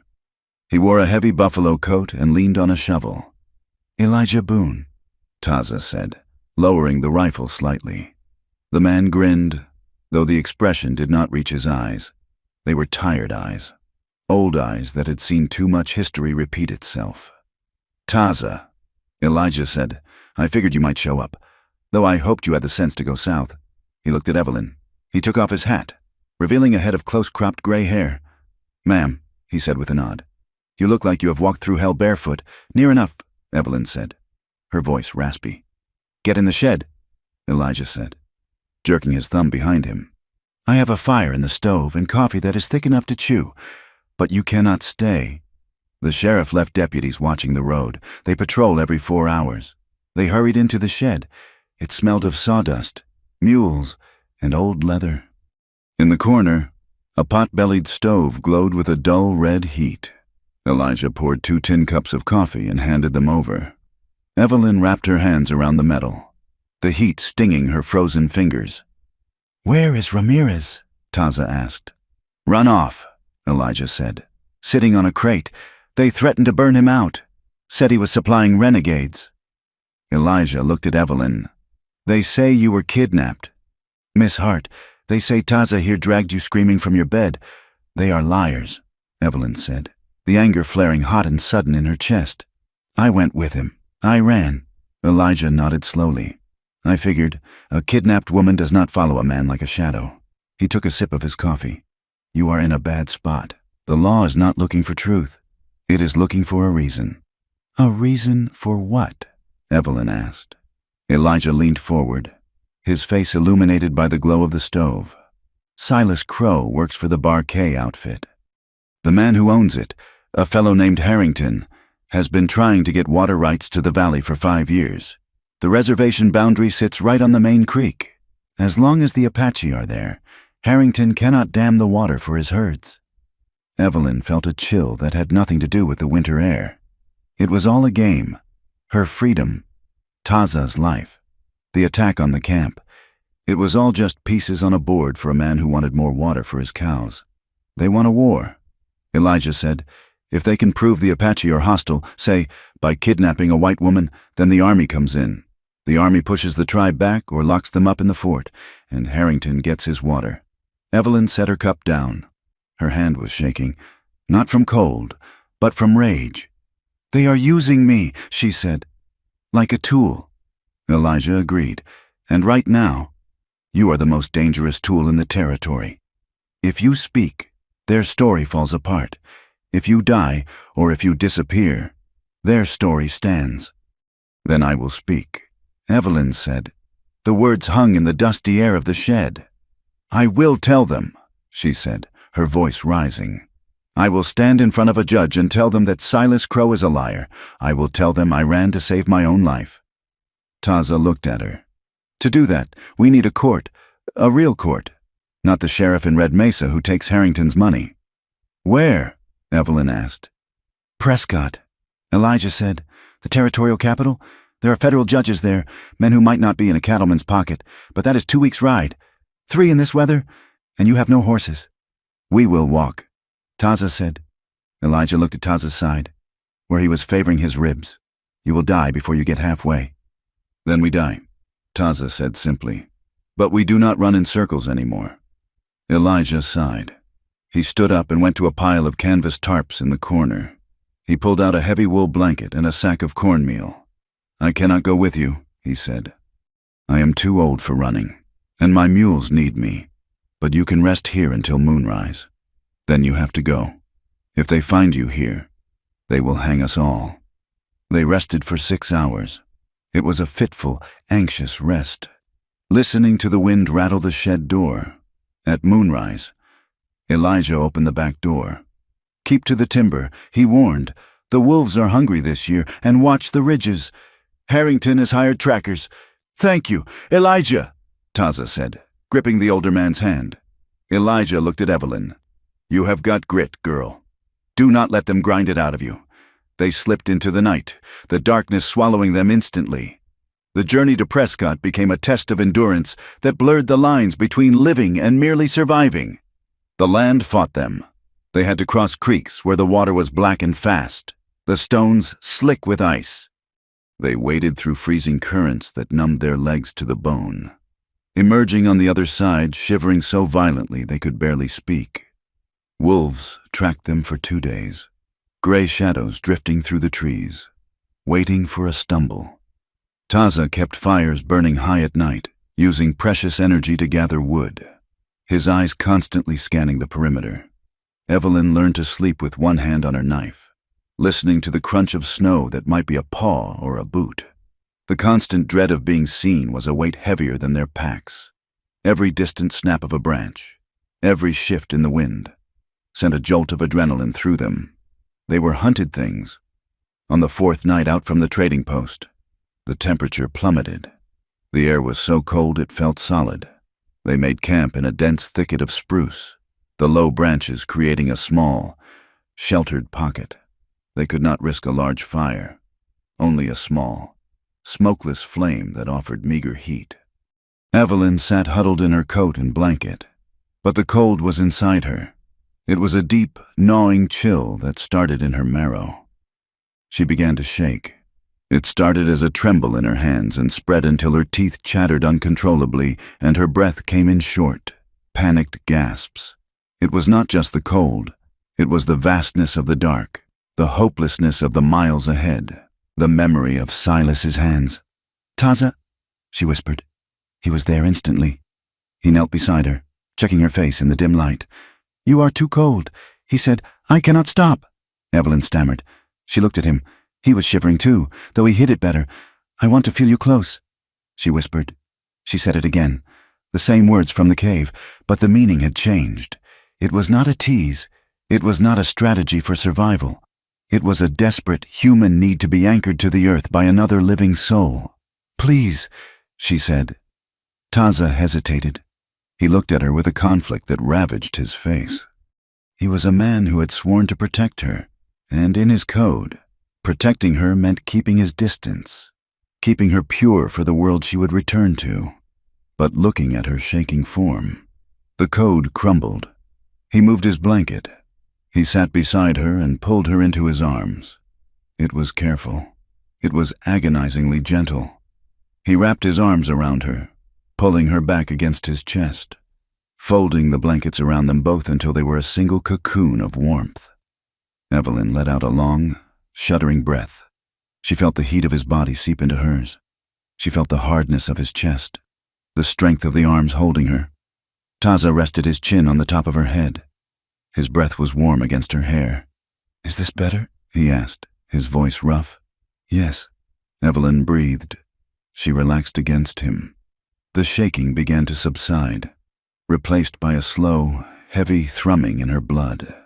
She felt his heart beating against her back. It was fast, faster than it should be for a man at rest. She realized then that the tension in his arms was not just from the cold. It was desire. It was a storm meeting a storm. Evelyn turned in his arms, shifting so she could look at him. Their faces were inches apart in the dark. "You are shaking too," she whispered. Taza closed his eyes. "I am terrified." "Evelyn, of what? Of the soldiers?" "Of myself," he said. "Of becoming the monster they say I am." He opened his eyes. They were black and full of pain. "They say an Apache takes what he wants. They say we are animals. If I touch you, if I take what I want, do I not prove them right?" Evelyn reached up. Her fingers, cold and rough, traced the scar that ran down his cheek. She traced the line of his jaw. "You are not a monster," she said firmly. "You are the man who saved me. You are the man who carried my pack. You are the man who is keeping me alive."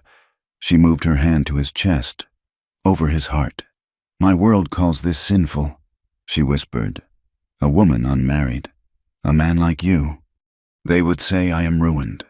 She looked into his eyes, searching for the truth. "But this does not feel like ruin. Taza, it feels like safety. It feels holy." Taza let out a sound that was half groan, half sigh. He leaned his forehead against hers. "I want you," he admitted, the words torn from him. "I have wanted you since the river, but I will not claim you. I will not own you." "Then do not own me," Evelyn whispered. "Just hold me." She tilted her head. Her thumb brushed his cheekbone. Taza's hand came up. He touched her face as if she were made of glass. His fingers explored the line of her throat. the curve of her ear. It was an exploration of boundaries, a learning of what it meant to be close without force. He kissed her then. It was deeper than the first time, fueled by the cold and the dark and the desperate need to feel alive. It was a kiss that tasted of wood smoke and sorrow. Evelyn clung to him, her fingers tangling in his long hair. For a long time, there was nothing but the two of them in the snow, holding back the night with the heat of their bodies. They did not go further. The line was drawn at comfort, at the edge of passion, respecting the fragility of their situation. They slept wrapped in each other's arms, a tangle of limbs and blankets, safe for a few hours. Morning brought a gray, flat light and a bitter realization. They were packing their camp, the intimacy of the night hanging between them like a fragile thread, when the sound of a gunshot echoed from the direction of the trading post. It was miles away, carried on the wind, but it was unmistakable. Then another, and another. Taza went still. He climbed a tall pine tree, moving with the agility of a squirrel. He looked back toward the valley they had left. When he came down, his face was a mask of stone. "What is it?" Evelyn asked. "Smoke," Taza said. "Black smoke. The shed. Elijah." Evelyn gasped. Taza grabbed his pack. "We have to go, now." They moved fast, abandoning caution for speed. But as they crested the final ridge that looked back toward the valley, they saw it. Through Taza's field glass, which he handed to Evelyn. She saw the trading post. The shed was a burning pyre. A group of men stood around it. In the center of the group, a man was tied to a wagon wheel. He was stripped to the waist. Even from this distance, Evelyn could see the dark stains on his back. They were whipping him. Evelyn lowered the glass, her hands shaking so violently she nearly dropped it. "It is Elijah," she choked out. "Because of us, because he helped us." She sank to her knees in the snow. "It is my fault," she sobbed. "Everyone who touches me gets hurt. The boy at the camp. Now Elijah. I am a curse, just like Mara said." She buried her face in her hands. "I should go back. I should surrender. It is the only way to stop it." Taza knelt before her. He grabbed her wrists and pulled her hands away from her face. His grip was hard, bruising. "Look at me," he commanded. Evelyn looked at him through her tears. "This is not your fault," Taza said fiercely. "Do you hear me? This guilt, it is a trick. It is a weight they want you to carry, so you will bow your head." He gestured back toward the burning shed. "The men who are swinging the whip. The guilt belongs to them. The man who ordered it. The guilt belongs to him. Do not take their sin and call it yours." He pulled her closer. "If you surrender now, Elijah's pain means nothing. If you go back, they win. They hurt him to break us. Will you let them break us?" Evelyn stared at him. The tears froze on her cheeks. She thought of Elijah offering them coffee. She thought of his kindness, and she thought of Silas laughing as the whip fell. A cold, hard rage replaced the sorrow in her chest. "No," she said, "I will not let them break us." She stood up. She wiped her face with her sleeve. "We cannot go to Prescott," she said. "It is too far. By the time we get there, they will have hurt more people. And without proof, the judge might not believe us anyway." "What are you saying?" Taza asked. "We need proof," Evelyn said. "Real proof. Elijah said Silas works for the Bar K. He said Harrington wants the water. There must be papers, deeds, letters. Men like Harrington write everything down." Taza said slowly, "They trust paper more than people." "Where's the Bar K?" Evelyn asked. "It is a day's ride east," Taza said. "A ranch outpost. We go there." Evelyn said, "It is a fortress," Taza warned. "Then we go in quietly." Evelyn said, "We steal the proof. We bring the ledger to the judge. We stop running." Taza, "We fight." Taza looked at her. He saw the change in her. The girl who had run from Red Mesa was gone. In her place was a woman forged by the winter and the cruelty of men. He nodded. "We fight," he agreed. They turned east, away from the safety of the mountains, moving toward the ranch. They moved like shadows across the snow, risking everything not for revenge, but for the chance to hold a piece of justice in their hands. The Barkay Ranch sat in the hollow of the valley like a wound in the earth, bleeding light into the surrounding darkness. It was a sprawling fortress of hewn timber and stone, surrounded by corrals that smelled of manure and money. Even from the ridge, half a mile out, the tension rising from the place was palpable. Dogs barked in jagged, rhythmic bursts. Lanterns bobbed between the bunkhouse and the main lodge, carried by men whose laughter drifted up on the wind, a harsh, jagged sound that spoke of whiskey and boredom. To Evelyn, the ranch felt like a mouthful of teeth, waiting to snap shut. She pulled the collar of the coat Taza had stolen for her tighter around her throat. It was a man's coat, heavy wool that smelled of grease and tobacco, and she wore a battered slouch hat pulled low over her eyes. She had tucked her hair up inside it. In the darkness, she was no longer Evelyn Hart, the runaway bride. She was a shadow. She was a ghost. "Are you ready?" Taza whispered. He was crouched beside her, melting into the brush. He had painted his face with mud and ash to dull the shine of his skin. "I am ready," Evelyn said. Her voice did not shake.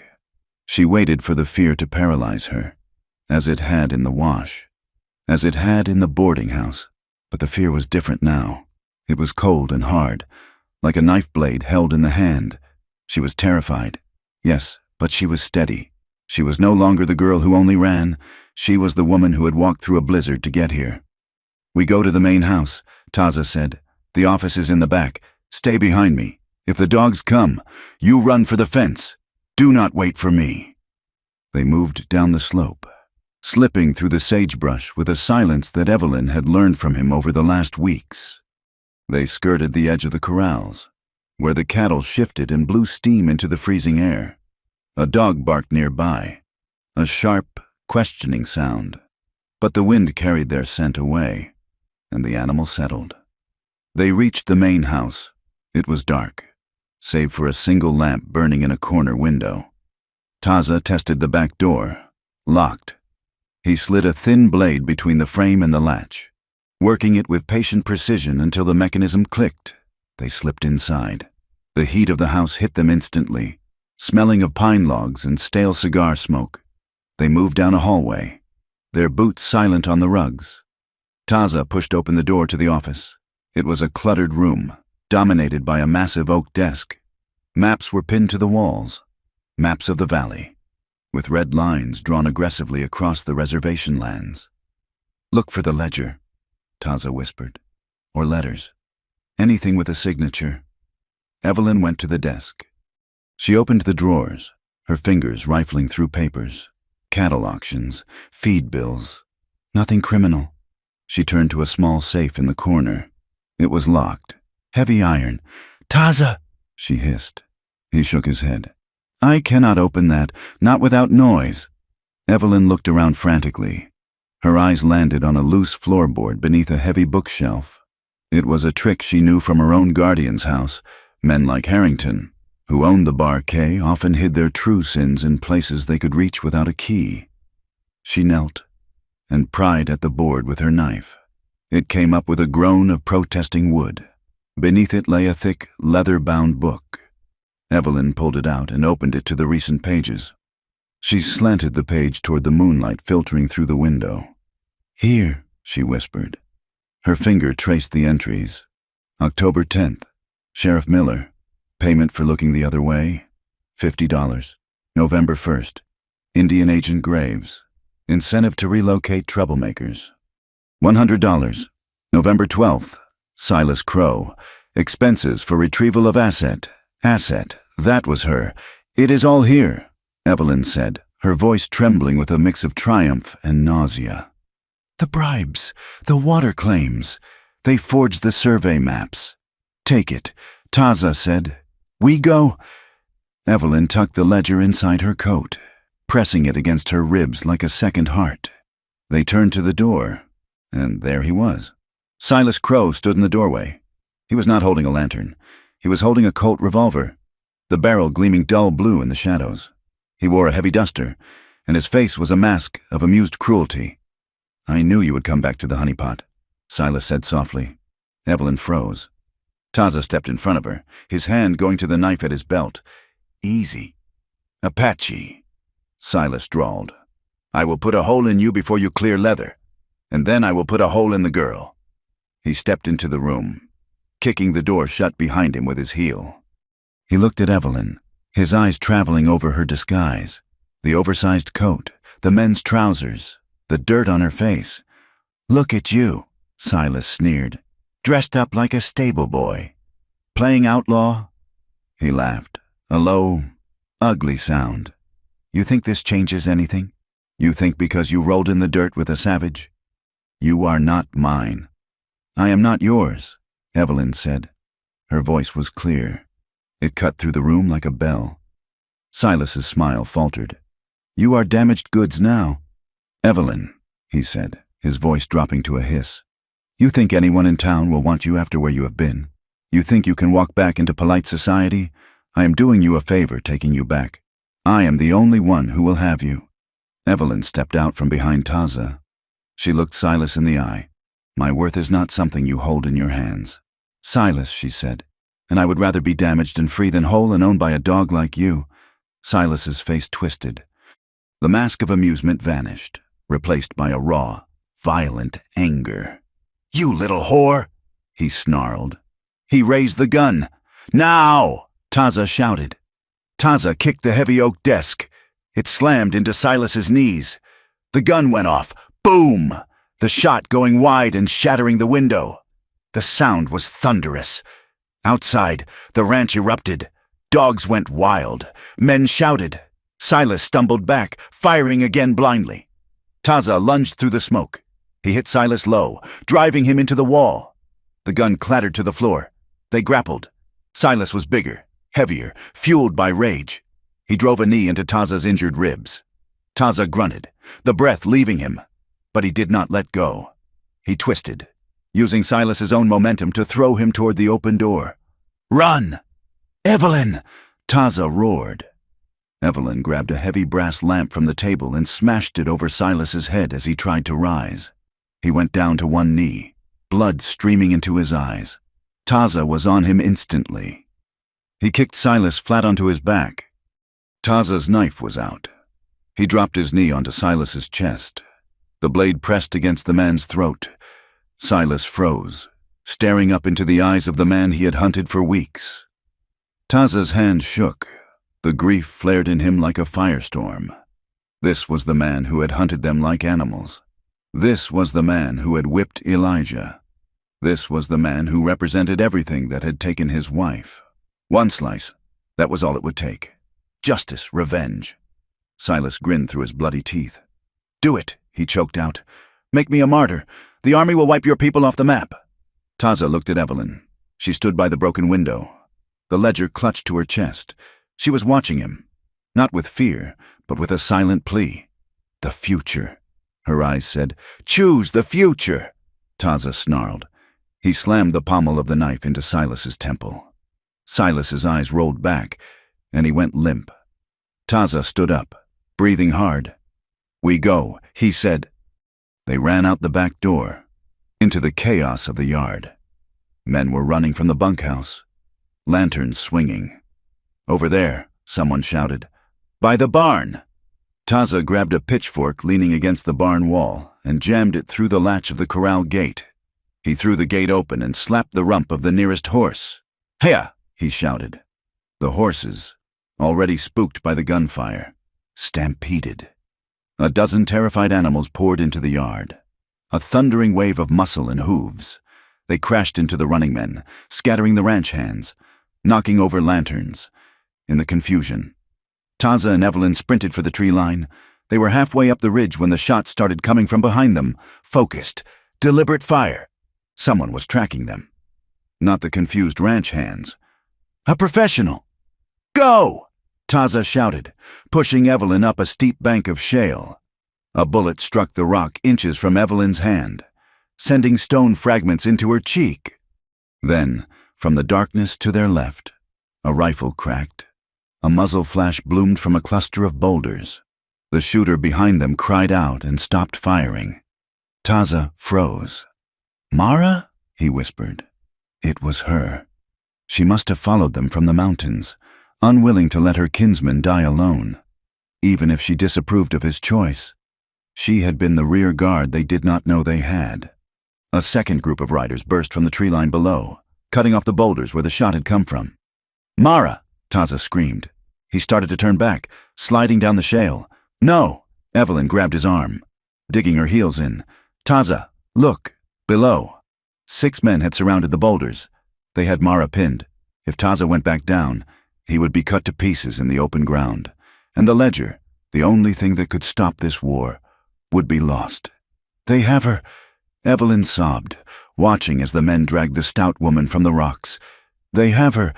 Taza watched. He saw them tie Mara's hands. He saw a man strike her with a rifle butt. His face broke. The agony of it was a physical thing, twisting his features. He had traded one guilt for another. "We cannot save her tonight," Evelyn said, pulling on his arm with all her strength. "If we die, she dies. The ledger. Taza. The ledger is her life." Taza stared down for 1 second longer, etching the scene into his memory. Then he turned. He ran. He ran with a cold, mechanical fury, leading Evelyn away from the ranch, toward the road that led to the capital. The news traveled faster than they did. By the time they reached the outskirts of Prescott 3 days later, the story had already been written. The sheriff of Red Mesa had sent a telegraph. Apache raid on Barkay Ranch. Hostiles attacked main house. Foreman injured. Horses stolen. Girl still missing. The prejudice of the territory was a weapon, honed and ready. Prescott was nothing like the wild.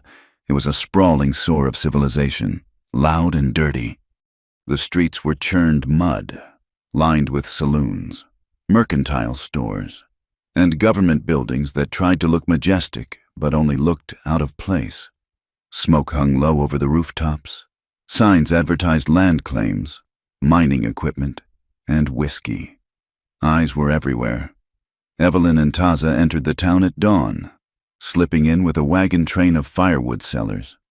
Evelyn had discarded the hat, letting her hair fall loose, but she kept the coat.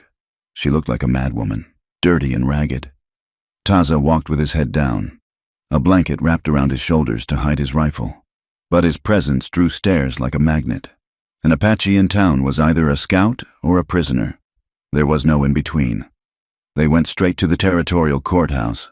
The clerk's office was a room filled with dust motes and bored men in sleeve garters.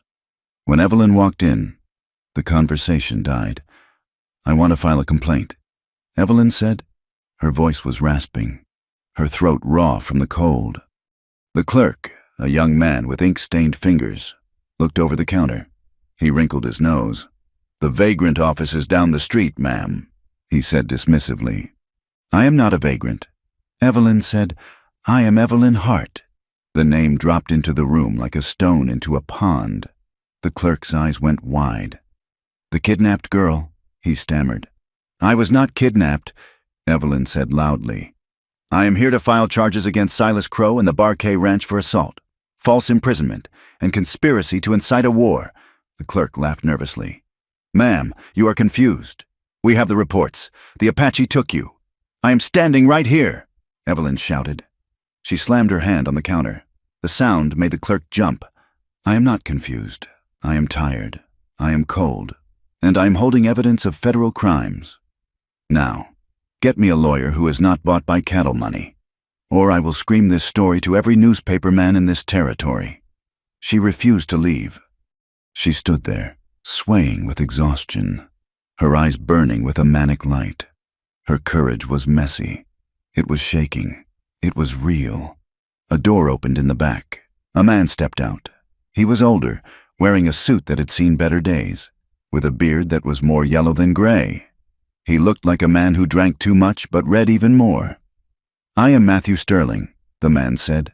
"I am an attorney, and I am curious to see this evidence." Sterling took them into his office. He listened. He was cynical at first, but when Evelyn produced the ledger, his demeanor changed. He read the entries.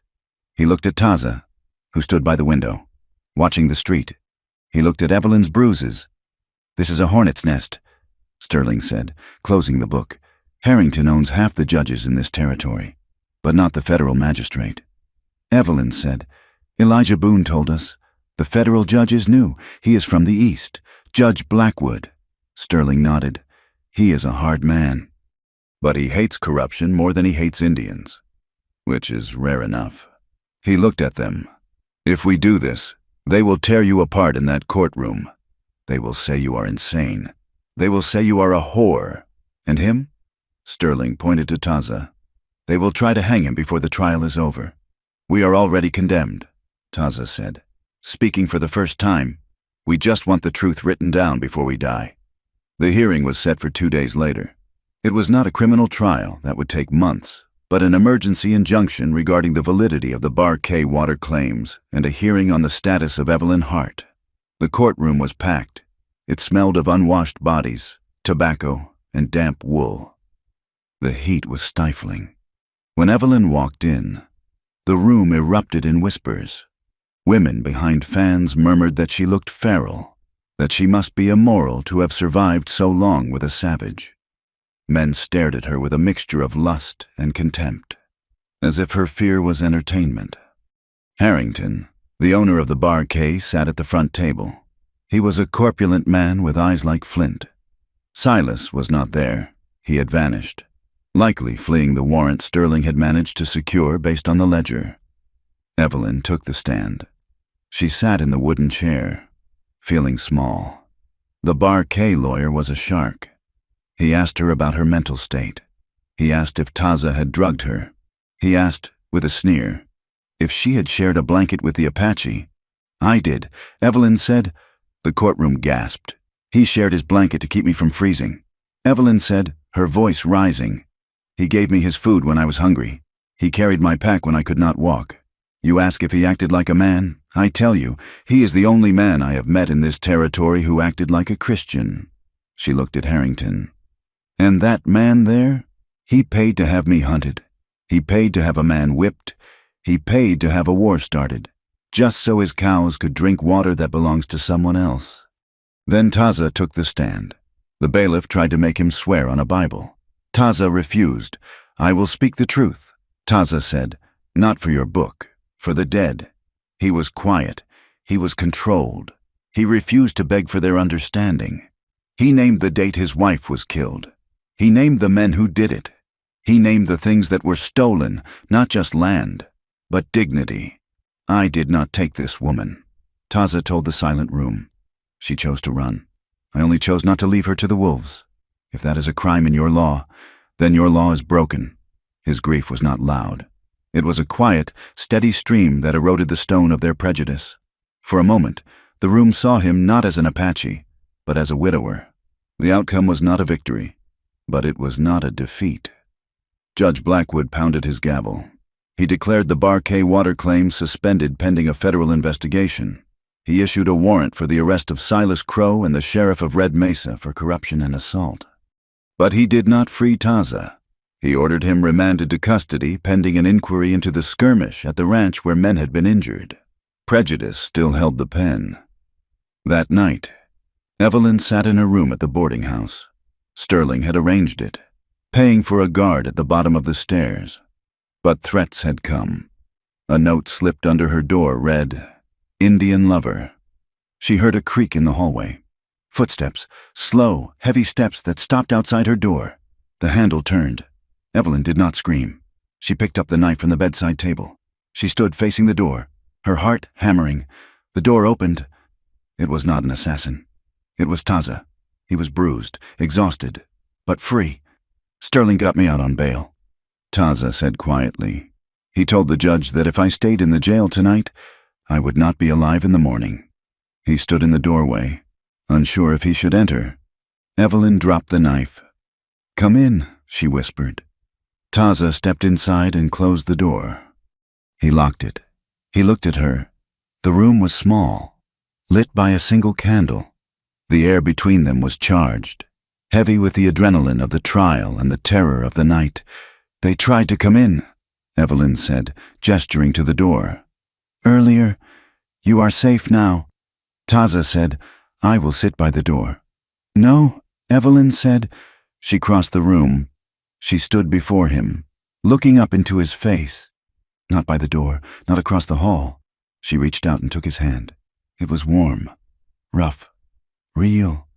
I want you close. Taza, close enough that I know you are real. Close enough that I cannot forget you when the morning comes. Taza looked down at her. The restraint that had held him for so long finally snapped. He pulled her to him. It was a collision.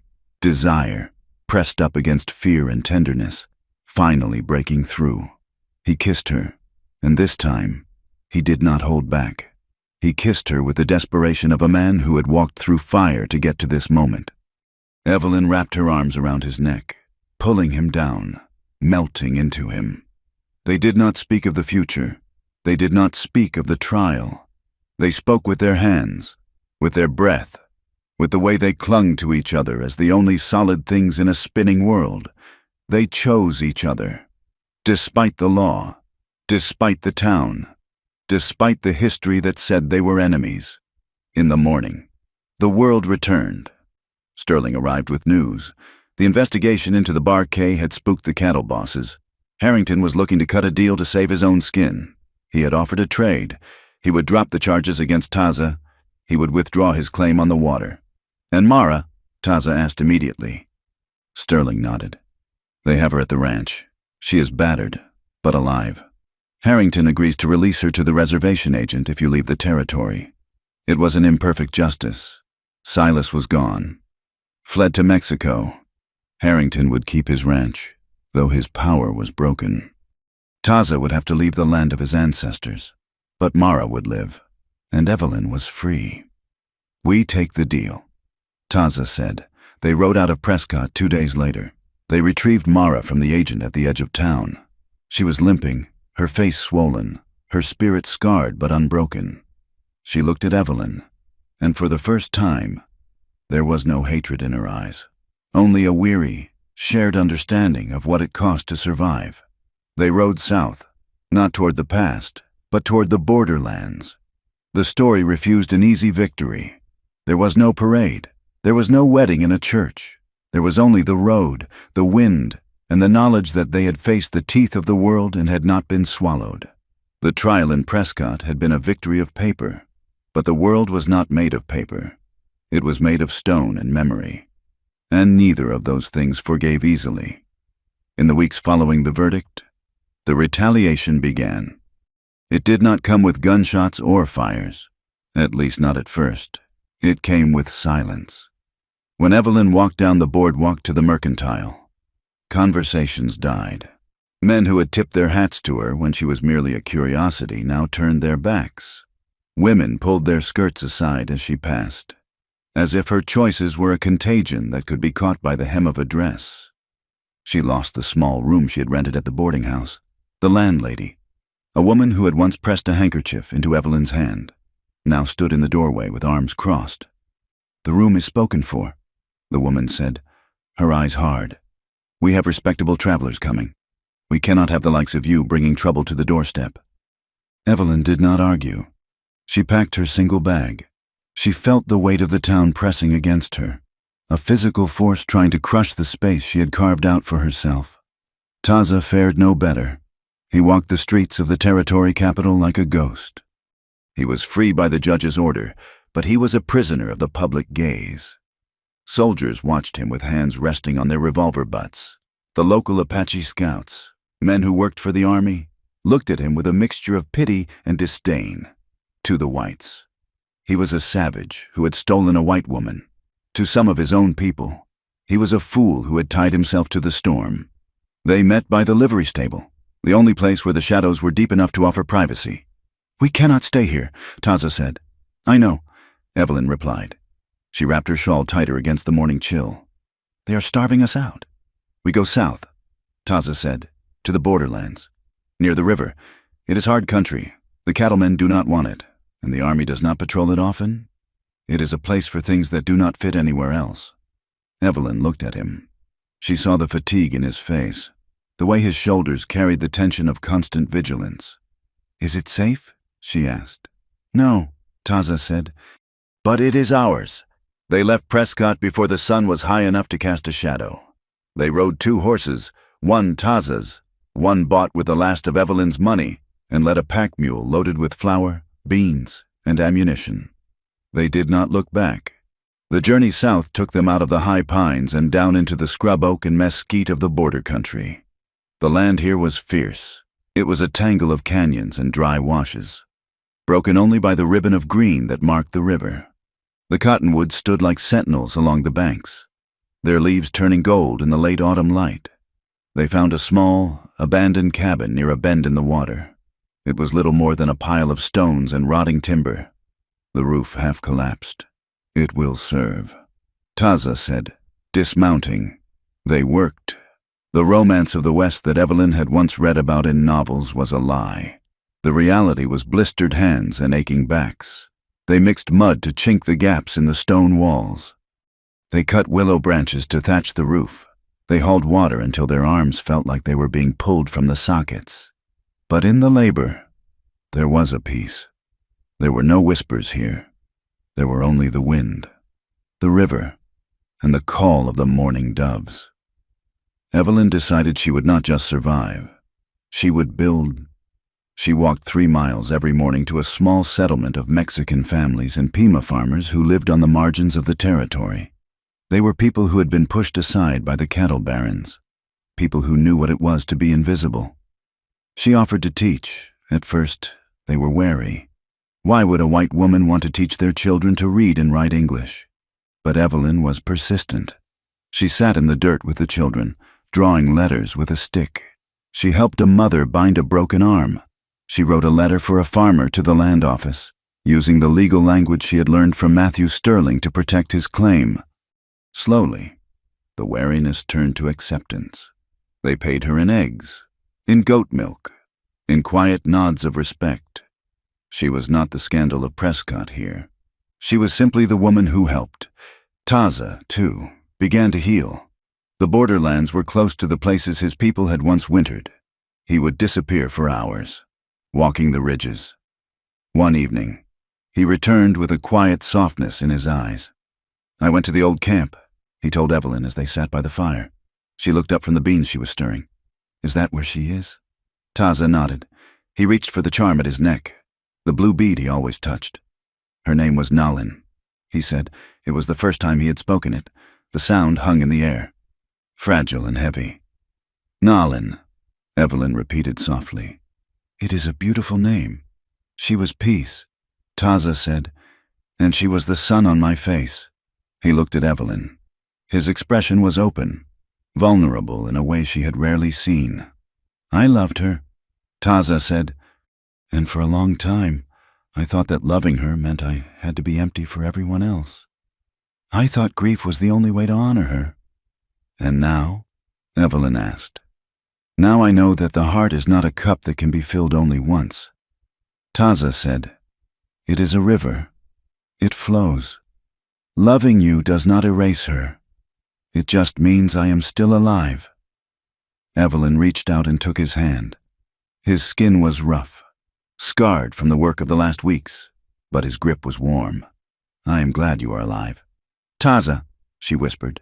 Prejudice, however, was not a storm that blew over. It was a climate. It remained a constant weather in their lives. When they rode into the nearest outpost for supplies, heads turned. Some townsfolk spat in the dust when they passed. Soldiers on patrol watched them too long, their eyes lingering on Evelyn with a mixture of confusion and hostility. Rumors followed them, that Taza was a witch, that Evelyn was mad, that they were plotting a raid, but they endured. Endurance, Evelyn realized, was not about waiting for the world to change. It was about forcing the world to make space for you, inch by inch. Then, the past came looking for them. It was early winter. The cottonwoods were bare skeletons against the gray sky. Evelyn was returning from the settlement, riding alone, when she saw the sign. A rock placed in the fork of a tree, marked with a slash of charcoal. It was a warning from one of the Pima farmers. "Stranger, armed." Evelyn spurred her horse, her heart hammering. She did not ride to the cabin. She rode to the ridge that overlooked it. She lay on her stomach, watching. A man was waiting by the cabin door. He was thin, gaunt, his clothes hanging off him like rags. But the way he stood, The way his hand hovered near his hip was unmistakable. Silas. He had not gone to Mexico, or if he had found no peace there. He had returned, driven by a need for revenge that had hollowed him out. He wanted the ledger. He wanted to destroy the witnesses who had ruined him. Evelyn backed down the ridge. She did not freeze. She did not panic. She rode hard for the settlement. 2 hours later, she returned. She was not alone. She rode openly toward the cabin. She saw Silas straighten as she approached. He stepped out from the shadow of the wall, his pistol drawn. "I knew you would come home." He called out. His voice was cracked, dry as the dust. "Silas," Evelyn said, pulling her horse to a halt 10 yards away. "You look tired. I am done running." "Evelyn," Silas said, "give me the book, the ledger. I know you kept it. I need it to buy my way back in. Or I need to burn it. And you with it." He raised the gun. "You took everything from me," Silas snarled. "My name, my job, my place in the world." "You took those things from yourself," Evelyn said calmly. "Don't lecture me," Silas shouted. "Get down from the horse." Evelyn did not move. She looked past him. "You are not the only one who is done running." "Silas." From the dry wash behind the cabin, Taza stood up. He held a rifle. From the trees to the left, Elijah Boone stepped out.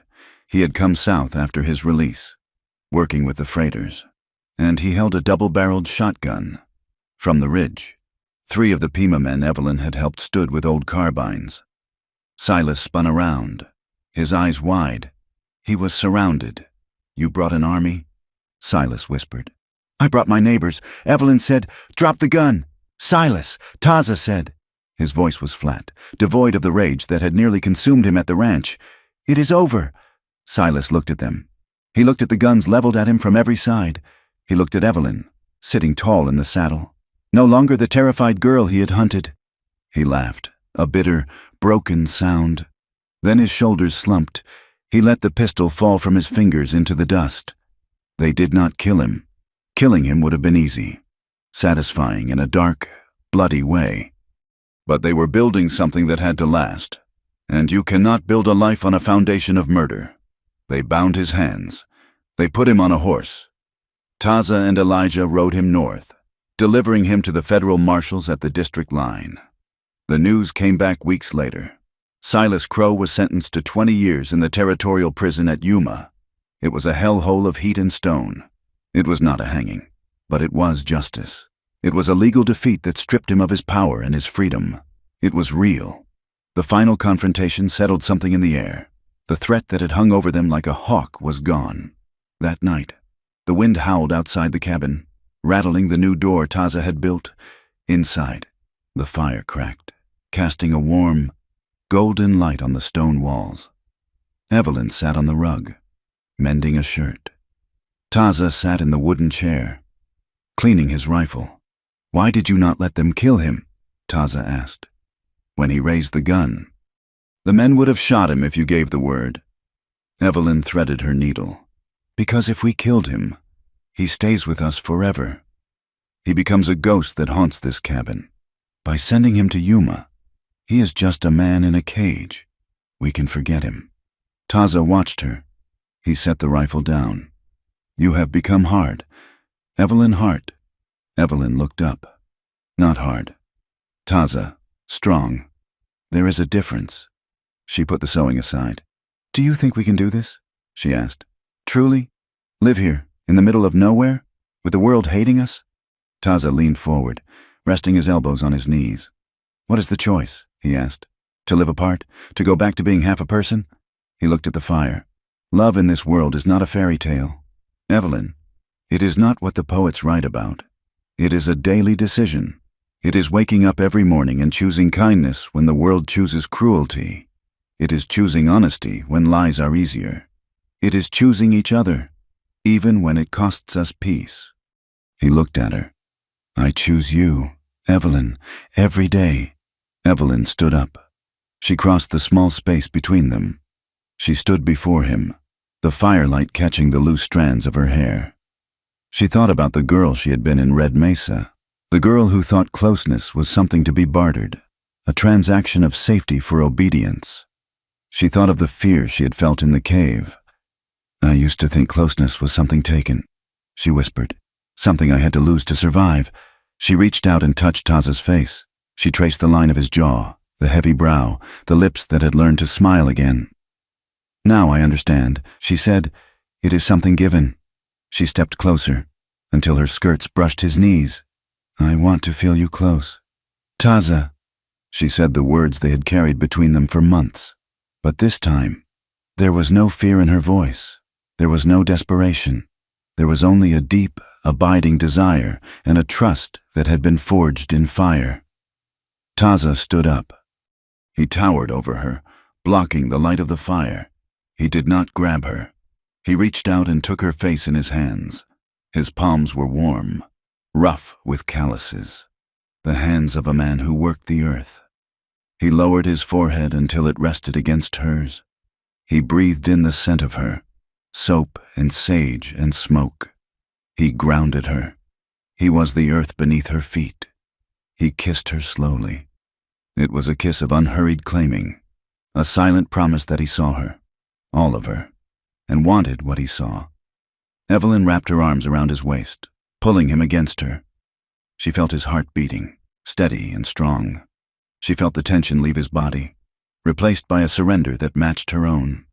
They stood there in the center of their small, hard-won home, holding each other against the dark. There was no need for words. The emotion filled the room. Safety, longing, and a profound sense of belonging that no law could touch. They built a future that was believable for the time. They did not change the world, but they changed their corner of it. They moved carefully between the communities. Taza worked as a guide for the honest travelers, earning a reputation for a grim, silent reliability.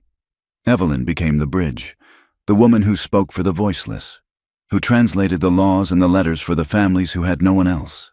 They protected the vulnerable when they could. They sheltered runaways. They fed the hungry who came to their door, regardless of the color of their skin. They created a home where no one was owned, where the door was barred against hate but open to need. The years passed. The wind etched lines into their faces. The sun darkened their skin.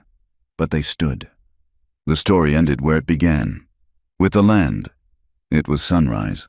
The light crested the distant mountains, spilling gold across the hard, broken country of the borderlands. It softened the sharp edges of the mesas and turned the river into a ribbon of silver. Two figures stood on the ridge overlooking the valley. They stood close, their shoulders touching. The wind whipped at the woman's skirt and the man's long, graying hair. They were scarred. They carried the marks of the whip, the cold, and the judgment of 100 eyes. They were still watched by a world that did not understand them. They were still surviving in a land that tried to kill them. But as the sun climbed higher, banishing the shadows of the night, they stood together against the wind and the open sky. They were no longer alone. Thank you for listening to this story. Writing the journey of Evelyn and Taza has been a ride through the dust and the snow. And I hope you could feel the grit and the heart of the American West in every line. I would love to know where you are listening from. Please leave a comment below and tell me which part of the world you call home. If you enjoyed this story and want to hear more tales of survival, love, and the untamed frontier, please subscribe to From Wild West. Share your thoughts in English in the comments. I read every one of them and appreciate you taking the time to walk this trail with me.